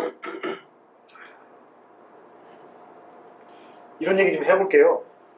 한비자가 한 이야기입니다. 이것이 어떤 고사인 것 같습니까? 어떤 고사인 것 같아요? 저 그림 되게 못 그렸대. 이거 그랬나? 요새는 저작권지 때문에 아무 그림을 그리면 안 돼가지고. 직접 그린 거예요? 아닌데, 좀 이거가 좋은 그림 있어도 저작권 때문에 아무거나 가져오면 안 돼요.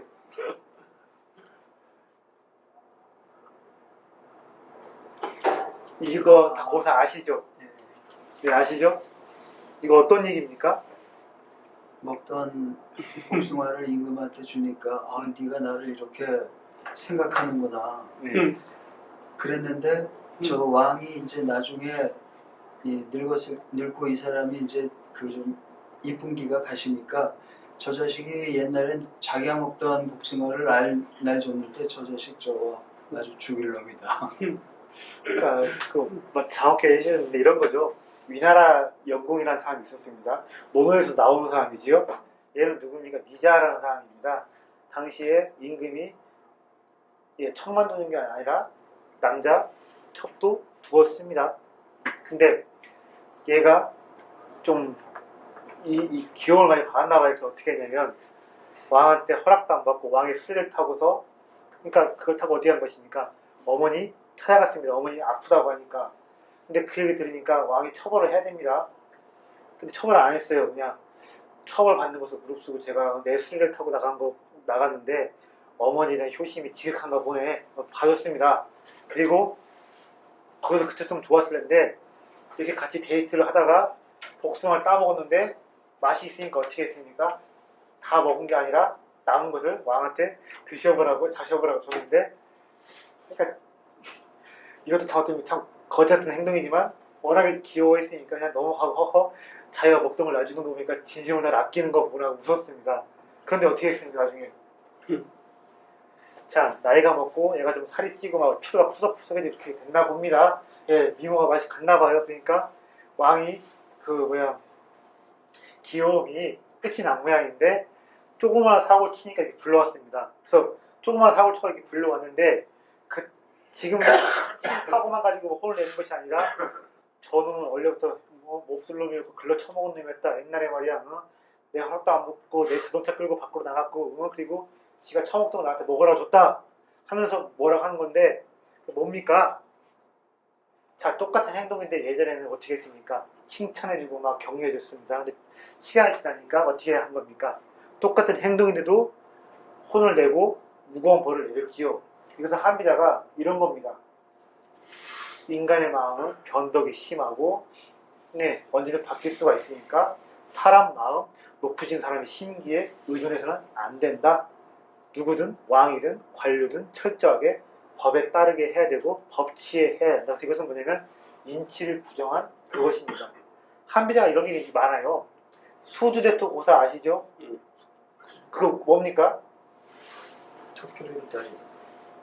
농부가 밭을 가고 있습니다. 그죠? 근데 밭을 갈때 잠깐 쉬는 찰나에 어떻게 했습니까? 어떻게 했습니까? 토끼가 와서 토끼가 와서 여기 그 다음에 머리를 글자기에 받고 죽어요. 헤딩했죠. 그래서 죽죠. 근데 거기서 그걸 횡재했는데 싶어서 가져갔으면 좋은데 어떻게 했습니까? 다음날부터 나무 밑에서 기다려요. 나무 밑에 기다리고 있었죠. 또 토끼가 올까봐. 그것도 육아를 좀 비꼬은 거예요. 무슨 말이냐면 과거에 성인군자 있었다고 하는데 또 성인군자 등장하기 전에 하염없이 기다리는 육아를 비판하는 것이기도 합니다. 또 어떤 것도 이런 것도 있어요. 그 구맹두산이라는 그 얘기 아십니까? 그것도 한비자에서 나온 그 얘기입니다. 뭡니까? 저 어렸을 때 그런 경험 있었어요. 저 시골 살았는데 술을 어디 가서 사옵니까? 슈퍼 가서 사오는 게 아니라 주전자 중단에 어디 가서 받아오라고 합니다. 예, 받아오라고 하는데 거기 동네에 이렇게 있었거든요. 술 그 하는 데가 무슨 말이냐면 어떤 집이 있는데 굉장히 술을 잘 담그는 집입니다만 늘 장사가 안 돼요. 그러니까 가서 물어봤어요. 내가 술 잘 담그는데 장사가 잘 안 됩니다. 이거 왜 그렇습니까? 물어보니까 혹시 당신의 집에 뭐 키우냐고 묻습니까? 싸나운 개를 키우는 거 아니냐고 물었지요. 그러니까 뭐냐면 이런 겁니다.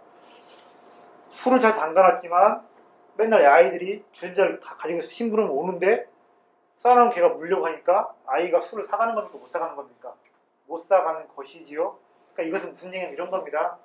어떤 나라를 살릴 수 있는 구체적인 개혁의 컨텐츠와 그리고 나라를 정말 구하려고 하는 우국 충정으로 가득 찬 지식인이 왕한테 접근하려고 하는데 왕 근처에 있는 나쁜 신하들, 나쁜 세신들이 그 왕한테 접근해서 나라를 살리려고 하는 개혁의 우국지사를 물어버린다는 것이지요. 그래서 한비자가 보면 이렇게 어린애들도 이해할 수 있는 이야기지만 정치적으로 굉장히 의미심장한 것들을 담아놓은 시사성이 있는 정치 우화들을 많이 담아놓았는데 어쨌든 여기서 하고 싶은 얘기는 그것입니다. 인간의 마음은 변덕은 믿을 수가 없다. 높으신 분들의 그것을 믿을 수가 없으니까 최대한 법으로 다스려야 된다. 이치를 부정한 사건입니다. 그래서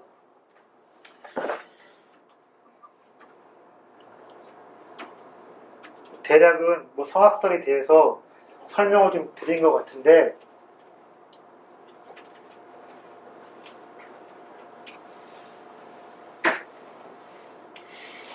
아까 하신 질문 좀 답변을 좀 드릴 때가 된 것 같아요. 성선 성악 구조를 잡아내는 잠깐만. 네. 지금 그러면 이제 아예 질의응답 시간으로 바로 들어갈까요? 네, 그렇게 한 20분 정도는 30분 정도는 네. 질의응답 할 수 있을 테니까 네. 그럼 불 켜고 그냥 질의응답을 갖다가 네. 하죠.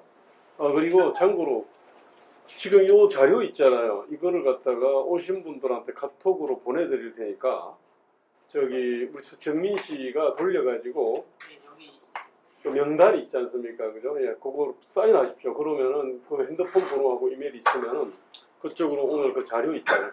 그걸 갖다 보내드릴 테니까요. 자, 그렇게 하고 그러면 이제 질문 하나 있었는데 하고 나서 그다음 또 질문 받는 게 낫겠죠? 제가 맞게 이해하면 성선 성악 구조를 갖다 정해놓은데 지나치게 성악을 좋은 걸로만 얘기한 그런 말씀이신가요? 이제 욕망과 감정 얘기하다가 네, 간단하게 일단은 강화의 고수이신 건 확실하신 것 같고요. 네. 대단하십니다. 근데 이게 이제 몰라서 드리는 질문이니까 좀 여유를 갖고 주셨으면 하는 부탁을 좀 드립니다. 그러니까 절대 제가 뭘 알아서 그 임쌤을 공격하려고 한다든지 반박하려고 한다든지 이런 의도가 전혀 없다는 점을 미리 말씀드립니다. 저는 그 성선, 그러니까 제가 생각하는 문제의식은 이겁니다. 인간의 본성이 선하냐 악하냐, 네. 그거에 대해서 제가 이제 좀 모르겠다는 거고요. 네. 그런데 제가 그거에 대해서 그러니까 선하다고 하면은 네. 100% 선하냐, 네. 70% 선해야 선한 거냐, 51% 선하면 선한 거냐, 뭐 이런 것들, 이런 문제들, 이런 문제에 있어서 저는 그 구분이나 기준을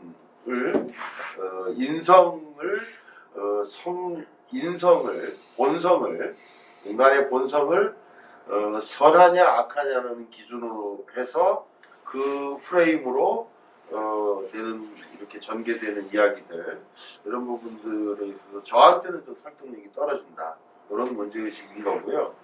그래서 제가 궁금한 것은 과연 이 제자백가들은 네. 말씀하신 그런 프레임으로 인간의 본성을 선하다는 쪽 주류가 아니라고 그러셨어요.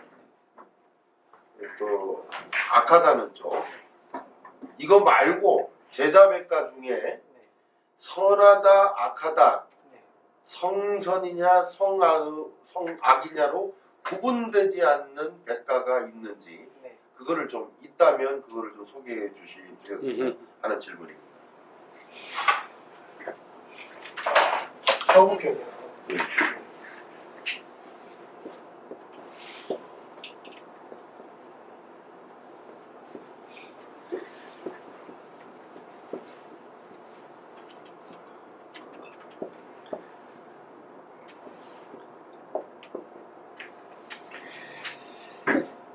성선성할 기다렸는데 선악 혼재를 얘기하는 사람도 있습니다. 예, 당연하겠죠, 그죠? 그리고 백지설을 이야기하는 사람도 있습니다, 그죠? 인간이 태어날 때 아무것도 없는 거다. 그런데 이렇게 네 개로서 구조를 나눠놓고 설명하는 분도 좀 있긴 해요. 보통 이렇게 설명 많이 하죠. 성선, 선악이 있고 백지설이 있고, 이 백지설이 서양의 로크랑 비슷하다고 율리시아가 이야기를 했던 것 같은데, 근데 성선이므로 선악 혼재고요, 성악이므로 백지설입니다. 네, 자세히 설명을 해보겠습니다. 무슨 말이냐면요, 고자하고 맹자하고 논쟁을 합니다. 자, 물은 내비로 아래로 내려가지요. 내려가는 성질이 있는 것처럼 인간의 본성은 선하다, 이렇게 얘기를 하는데, 고자가 이렇게 말을 해요. 난 그런 거 모르겠고, 인간의 물은 소용돌이 치는 운동 속의 물과 같은데, 동쪽으로 터지면 동쪽으로 가고, 서쪽으로 터지면 서쪽으로 간다. 정해진 규정성은 없고, 어디를 터주느냐에 따라 달린 것이다. 그리고 묵자 같은 경우 이런 말을 합니다. 인간의 본성은 어떤 얘기를 하냐면, 염색을 가지고 이야기를 해요. 파란 물감에 던져놓으면 파랗게 되고, 빨간 물감에 던져놓으면 빨갛게 되는데, 인간은 뭐냐면 원래 아무것도 그거 칠하지 않은 그런 옷감과 같은 것이다, 이야기를 합니다. 그런데 이것부터 설명을 드려볼게요. 이거 성악설과 백지설이 왜 같은지 설명을 좀 드려볼게요. 자, 인간이 태어날 때 아무것도 없었고 백지상태에 태어났다, 그죠? 무엇을 내가 써놓느냐의 문제일 뿐이다. 이것이 바로 그 백지설일 뿐인데, 똑같은 얘기예요. 무슨 말이냐면요, 성악, 백지 아무것도 없으니까 여기 안에 맹자가 말한 대로 선한 본성, 선한 감정, 도덕 이성 아무것도 없다는 것입니다. 그러니까 어떻게 사회화를 시키고, 어떻게 교육을 시키고, 어떻게 법과 제도로 이끌어가냐에 따라서 얼마든지 변할 수가 있다는 이야기인데, 내버려 두면, 교육과 사회화를 적극적으로 안 시켜주면 그냥 성욕과 식욕대로만 살기 마련이니까 인간이 나빠지기만 쉽다. 하지만 여기 백지니까 여기 안에다가 잘 써놓으면, 혹시 그렇습니다. 저도 뭐 다 똑같은 경험이 있으시겠지만, 내가 아무리 공부를 잘했어도 중 많이 써도 시험장에 들어가서 교수님이 앞에다가 딱 그 문제를 써놓고 백지를 다 놓아주면 어떻습니까? 봤을 때 느낌이 어떻습니까? 처음에 다 누구니 더 두렵습니다만, 내가 여기다가 그대로 내면 빵점이 있지요. 하지만 준비해온 대로 논리적으로 차분하게 써놓으면 어떻게 되겠습니까? 좋은 점수 맞고 100점도 받고 장학금 받을 수가 있겠지요. 그래서 백지설은 그런 겁니다. 예, 인간은 백지로 태어나고 써주는 대로 잘만 써 넣으면 잘 사회화, 재교육, 재사회화를 시키면 얼마든지 훌륭한 인간과 좋은 사회를 만들 수가 있지만 그대로 되면 어떻게 되느냐? 큰일 난다. 그대로 되면 빵점 맞고 학고당하고 제적당한다. 그런 것처럼 예, 제대로 된 교육, 사회와 법과 제도로서 그게 없으면 예, 백지 그대로 되는 건 똑같이 되는 것처럼 식욕과 성욕만 추구하게 돼서 인간 사회가 혼란과 무질서가 많이 일어나게 된다. 예, 그런 입장에서 백지설은 성악설과 똑같은 입장입니다. 예. 그리고 선악 혼재설 맹자 공자가 바보는 아닙니다. 인간이 어떻게 선한 모습만 보이고 어떻게 착한 모습만 보일 수가 없습니다. 야, 성악설 진영은 백지설 이런 겁니다. 성악설 진영은 아까 그런 말씀 드렸습니다. 야, 인간의 본성이 악하다면 어떻게 변할 수가 있냐 하면 야, 원래는 백지였고 왜 잘만 써놓으면 되는 거잖아. 이렇게 네가 공부만 잘해놓고 선생님 말씀 잘 들으면 얼마나 좋은 거 써낼 수가 있지. 인간은 얼마든지 변할 수가 있어. 백지설이 왜 나왔냐면요. 성악설 진영에서 인간의 변화와 바람직한 인간 사회의 어떤 개선과 진화를 이야기하다 보니까 나온 것인데 자신들의 이론이 가지고 있는 옹색함을 좀 만회하기 위해서 나온 이론인데 선악 혼재도 마찬가지입니다. 무슨 말이냐면 이런 겁니다. 자, 성악설 진영한테는 야, 본성이 악하다면 어떻게 인간이 살릴 수가 있어 이렇게 시비 걸 여지가 많은데 반대로 성선의 맹자한테 가서 이렇게 시비 걸 수가 있는 것이죠. 맹자 양반 왜 당신 인간이 본성이 선하다고 했잖아. 그래.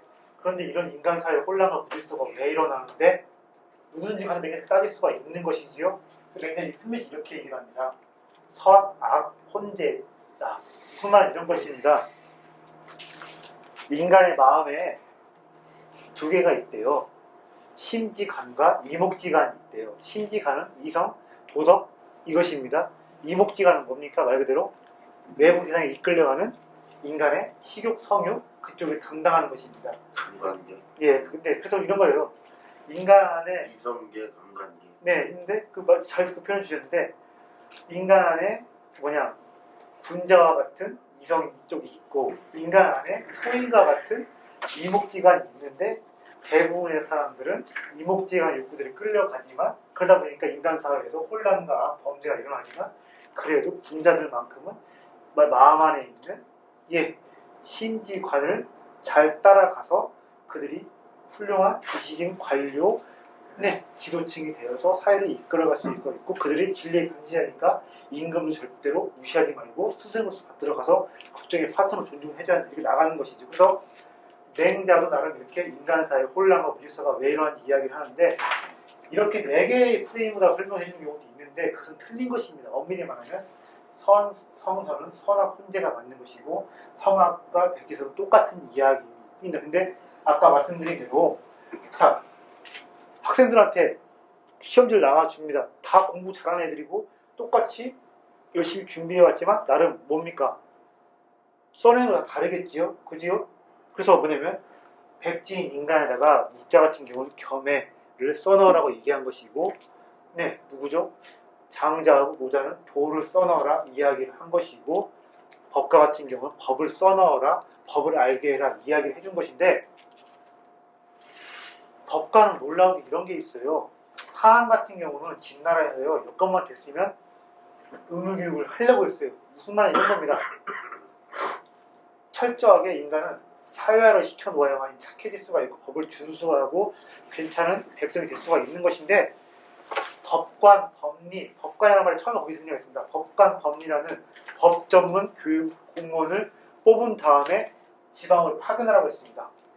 그러니까 황제 직속으로 법 전문 공무원을 뽑아서 훈련시킨 다음에 각지로 파견해서 그 사람들이 일반 인민들 법 교육을 담당하게 해라. 그래서 이런 겁니다. 새로운 법이 생겼으면 그 법 전문 담당 공무원이 그 관할하는 지역 사람들한테 가르쳐야 됩니다. 홍보를 해야 됩니다. 근데 홍보가 제대로 부실해서 법을 어겼다. 너 이거 이렇게 사고 쳤어. 너 그거 몰랐는데요. 누구한테 그런 얘기 안 들었어? 예, 안 들었습니다 하면 아무런 제재, 징계, 형벌을 안 받고 대신에 그 법 전문 공무원이 형벌을 받는데 이런 경우도 있었습니다. 자, 단순히 그 법이라는 게 아무리 잘 만들어도 적용하는데 애매하게 있을 수가 있지요. 그럼 어떻게 하냐면 단순히 그 사람이 이런 법이 만들어졌으니까 이렇게 지켜야 한다고 홍보만 하는 것이 아니라 언제든 사무실 문을 열어놨습니다. 놓고서 백성들이 와가지고 저 이거 좀 애매한 것 같은데 이거 어떻게 하면 좋겠습니까? 물어보면 거기에 성실히 질의 응답해줘야 될 의무가 있었습니다. 그래서 뭐냐면 모든 백성들이 법을 알게 해야 한다. 그렇게 해야만이 쟤들이 억울한 일도 안 당하게 하고 사회적 비용이 발생 안 당하게 한다. 그래서 오히려 후천적인 교화라든가 교육 재사회한 성학설 진영이 더 열심히 한 측면도 있고 가장 교육을 대해서 열의를 보이는 사람이 누구냐면 순자예요. 순자가 그렇습니다. 첫 편이 뭡니까? 권학편입니다. 권학편에서 왜 공부를 해야 될 그런 얘기를 하는데 어떻게 시작을 합니까? 자, 청출어라면 고사 아시지요? 청출어라면 그 출처가 어디냐면 순자예요. 니들이 열심히 공부만 하면 니들이 열심히 노력을 하면 선생님 나보다 훨씬 더 나은 사람이 될 수가 있다. 인간을 태어날 때는 소인이지만 누구나 다 열심히 공부만 하면 훌륭한 사람이 될 수가 있다. 사회화만 잘 되면 된다. 이렇습니다. 그래서 백지설, 성악 똑같고 성선, 성악은 똑같습니다.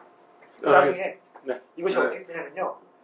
더 이론적으로 발전을 해가다 보니까 인심, 도심설로 발전이 돼요. 그러니까 인간은 인심이 있고 도심이 있는데 도심은 어떻게 하겠습니까? 잘 지켜야 될 것이고 인심은 어떻게 됩니까?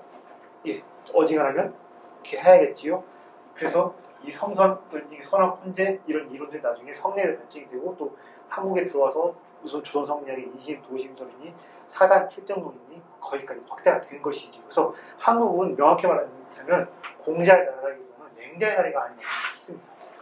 그 당시에 그 성선이나 성악이라는 그런 개념이 있었을까요? 그게 용어화돼 가지고 무슨 논쟁이 있었거나 그랬으면 그렇지 않으면 뒤에 와서 네. 이 인성에 대해서 네. 뭐 성선 성악이 뒤에 와서 이렇게 개념화된 겁니다. 어떻게 그 당시 이미 맹자하고 순자의 텍스트에 그런 얘기가 있었어요. 성선이라는 말 네. 자체가 성악 예, 말 있었습니다. 했습니까? 예. 그리고 맹자의 그 순자가 더 까고 그 막 극딜을 하고 막 그 악플 달고 막 반박하면서 성선 성악 이런 쟁점이 더 명확해진 것도 있고. 네. 알겠습니다. 저기 우리 유강호 교수님께서는 한국 그 이 자유주의 사상과 자유주의 운동에서 또 이렇게 간판 인물이신데 마침 오셨는데 이게 또 이 자유주의 사상의 어떤 대인간관하고 또 상당히 이게 전복되는 부분이 있지 않습니까? 물론이죠. 정말 기대되는 재밌는 분석을 해주셔가지고 아주 다양하게 하셨는데 정말 기대되고 좋습니다. 아주 풍부하게 지금 여러 가지 생각이 납니다. 뭐 쉽게 얘기하면 이제 서양적으로 보면은 이 성악설은 좌파론이고, 성악 성악이 우파고 이제 성선이 좌파잖아요. 네. 그런데 그래서 저도 이 공자 좌파가 맹자고 네. 이제 다수파의 원래는 그런 것도 저도 보긴 봤어요. 우파로서 이제 순자가 네. 처음에는 주류였다고 생각을 하는데 이게 지금 우리 그 리버럴 디모크라시 상황하고 지금 다 연관이 돼요. 아까 삼각관계 말씀하셨잖아요. 군적, 호족, 네. 백성의. 네. 그건 뭐 서양도 마찬가지죠. 인간 사는 세상이 딱 그렇게 되는 것 같아요. 네. 네. 서양 중세에도 그 아리스토크라트 귀족들에 대해서 백성들은 항상 왕하고 연결하려고 그리죠. 네. 왕이 자기들의 보호자가 되달라는 그런 식으로 발전이 나오고 그리고 레프레젠테이션 문제가 이제 되잖아요. 이게 아리스토크라시적인 요소가 있지만은 네. 이걸 떼니까 전체주의가 경향으로 간단 말이죠. 그렇지. 네? 군주와 백성이 직결되면은 그게 많은 되겠지만 이건 그 중간집에 제가 쳐내버리면 그러니까 말이죠. 네. 그래서 이제 그 컨서버티비즘이 이제 지금도 존재하고 그 장사가 된 부분이 이제 그거잖아요. 우리가 인간이 그렇게 복잡한 건데 앞으로 공부를 하겠습니다. 하나 지금 여쭤보고 싶은 거는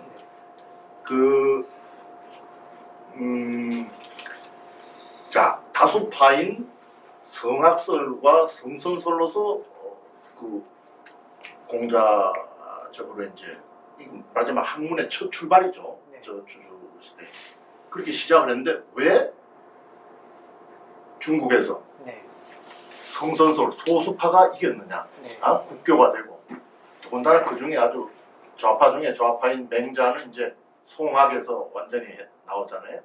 재편을 하잖아요, 그죠? 그게 이제 조선 성리학이 되는 거고 왜 소수파가 성선론이 성학론을 현실에서 이기게 되는 그 이유를 어떻게 선생님 보시는지?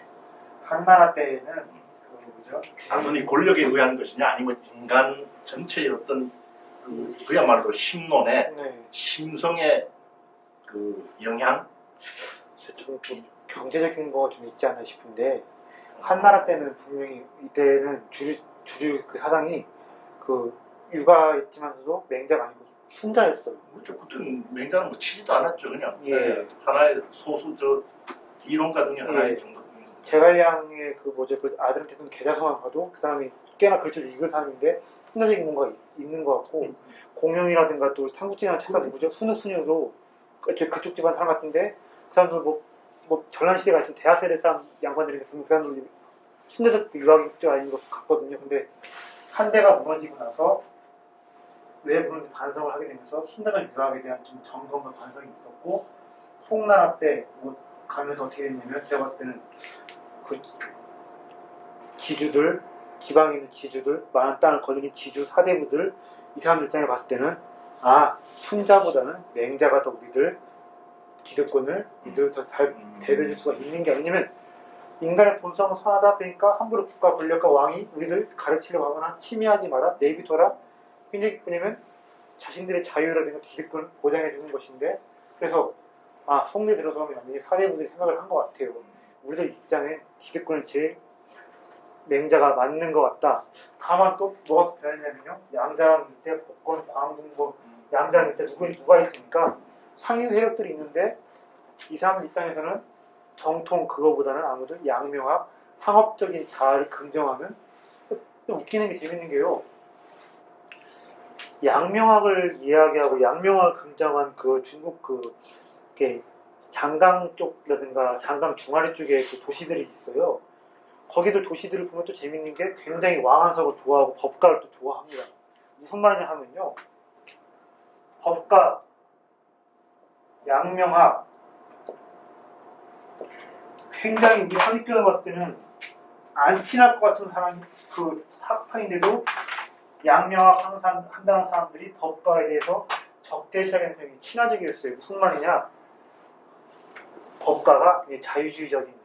아까 말씀드린 대로 몇 가지만 이것만 지키고 나머지 니들이 다 알아서 해야 한다. 그리고 인치를 부정하다 보니까 조세든 재판이든 철저하게 국가 권력의 자의적인 남용을 오히려 제일 막았다 보니까 오히려 법가적인 게 상인들, 상업적 도시에 유리한 면이 많고 양명학, 인간의 어떤 마음의 자율성을 인정하지만 양명학 한다는 사람이라 하더라도 오히려 이 사람 양명학자들이 하더라도 오히려 인간 사회 모든 법과 규범이 필요 없다 이런 말을 안 합니다. 오히려 지킬 것은 지켜놓아야만 인간의 자유와 인간의 어떤 개인적 자아가 더 확보가 될 수가 있다는 영역이라서 양명학도 뭔가 질서 자유주의적인 측면이 강한데 법가하고 양명의 코드가 잘 맞고 법가를 좋아하는 사람들 사는 지역들을 보면 양명학을 좋아하는 사람들이랑 사는 지역이 거의 포개지는 그래서 법가가 보면 누구랑 비슷하냐면 애덤 스미스랑 비슷해요.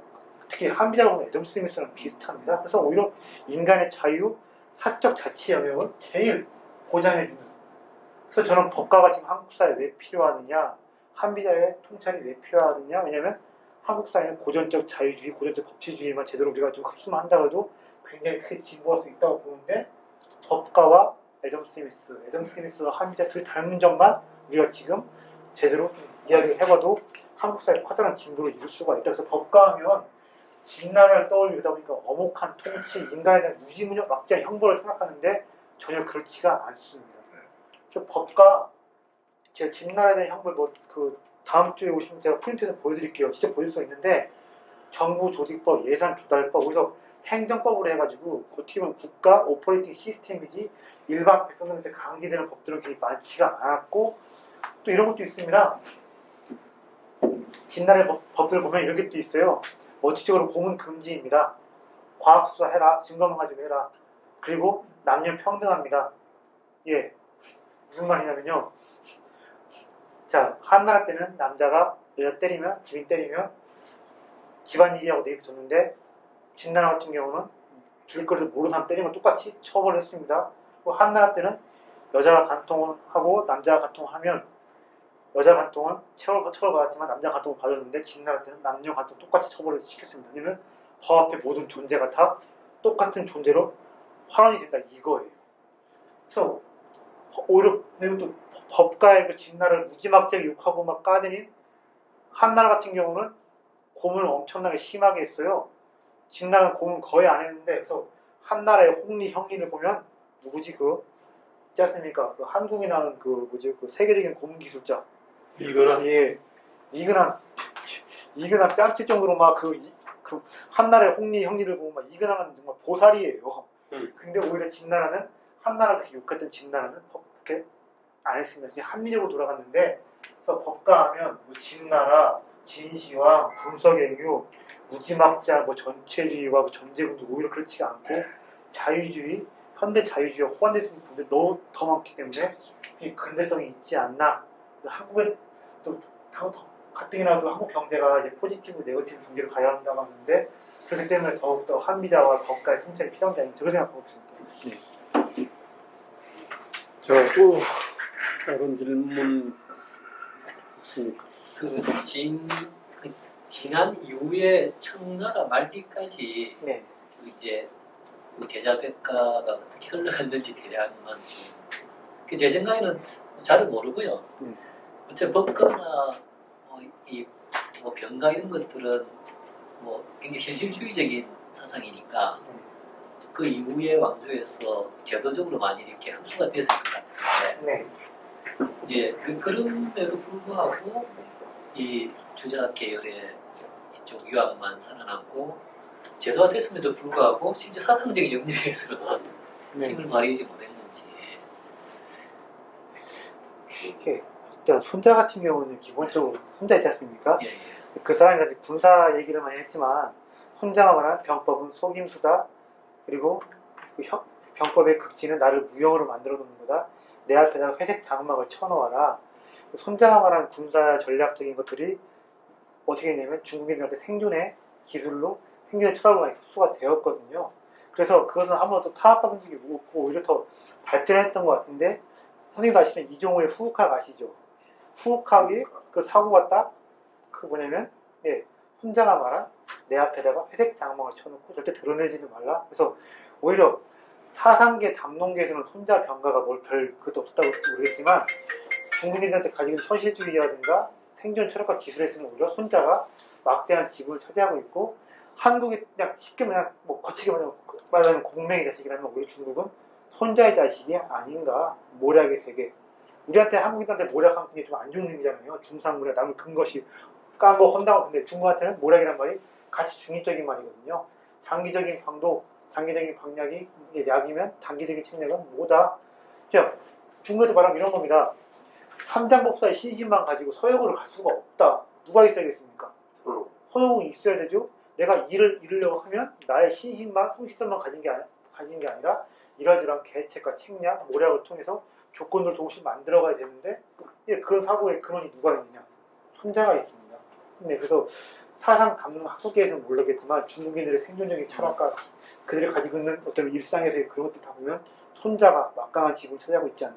그래서 한국인들만 보려면 공명만 이해도 되지만 중국인들을 보려면 손자하고 노자. 저는 그리고 기본적으로 노자를요. 최진석이나 누구죠? 도울 선생님이 저 해석을 안 해요. 자연으로 돌아가라 아니면 뭐 자연의 질서를 찾는 이렇게 보지 않고 저는 기본적으로 노자를요. 병법가라고 봅니다. 모택동이 그런 말 했지요. 도덕병은 병가에서다. 손자는 대륙에서 그런 식으로 얘기를 많이 해요.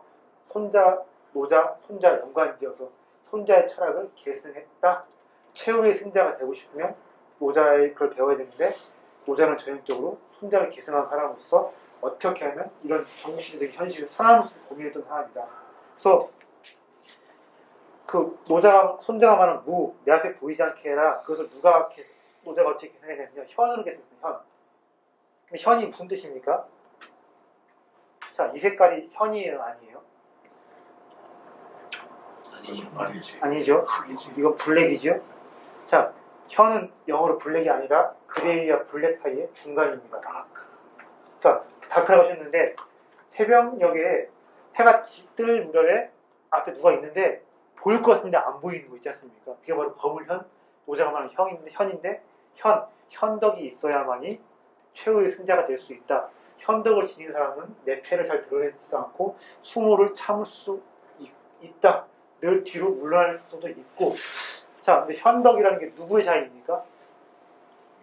유비의 자의죠. 유비는 노자가 말한 불패 정신과 나를 은폐하는 그 순교의 정신에서 화신이라고 볼 수가 있는데, 자, 그럼 노자의 현이 누구한테 기원했느냐?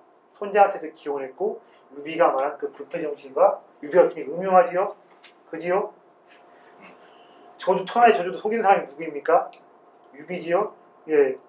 유비는 어떻게 보면 굉장히 중국인들의 그런 막강한 실용정신이라든가 현실주의를 대변하는 사람인데, 유비도 그놈을 거슬러 올라가다 보면 훈자가 있고 노자가 있다. 그래서 한국은 공명가지고 되지만 중국은 그렇지가 않은 것 같고, 또 선생님도 저거 잘 아시겠지만 우리는 한참 조선시대 때 맹자, 요의, 논어 어쩌고 했지만 그 일본 같은 경우는 한비자라든가 손자 가지고 엄청나게 많은 책을 펴내고 막 해냈어요. 근데 뭐냐면 한비자 병가의 그런 실질, 현실주의를 중앙 집권화하고 메이지 유신을 이렇게 자양으로 쓴 게 아닌가 생각을 하고 있는데, 왜 일본이 우리가 다른 길을 걸어갔는가 보면 그들은 우리하고 다르게 법가하고 병가를 팠고 그것이 그들의 현실주의와 실리주의에 커다란 영향을 미쳤다. 그래서 보고 있습니다. 저 이제 일본 전문가가 이제 몇 주 뒤에 또 하실 건데.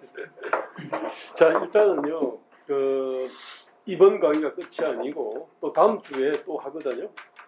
그래서 오늘 끝에 했던 얘기는 정말 다음 주에 한번 쫙 이렇게 자세히 더 듣고 싶은데 모르겠습니다. 그게 들어갈 수 있는지 모르겠습니다만 정말 흥미진진한 것 같아요. 자, 그러면 오늘 이렇게 합시다.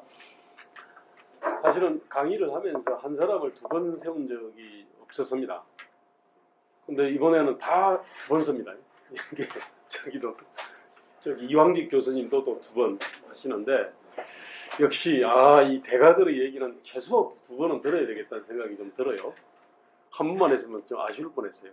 자, 그러면은 우리 다음 주에 또 여기 하다만 강의하고 그다음에 그때 살짝 우리 맛만 보여준 강의 있잖아요. 그거를 갖다가 하는 걸로 하고, 오늘은 여기서 마치고 그다음에 시간 되는 분들은 저기 가서 뭐 막걸리 한 잔을 갖다가 뭐 하시든지 하고, 그러면 오늘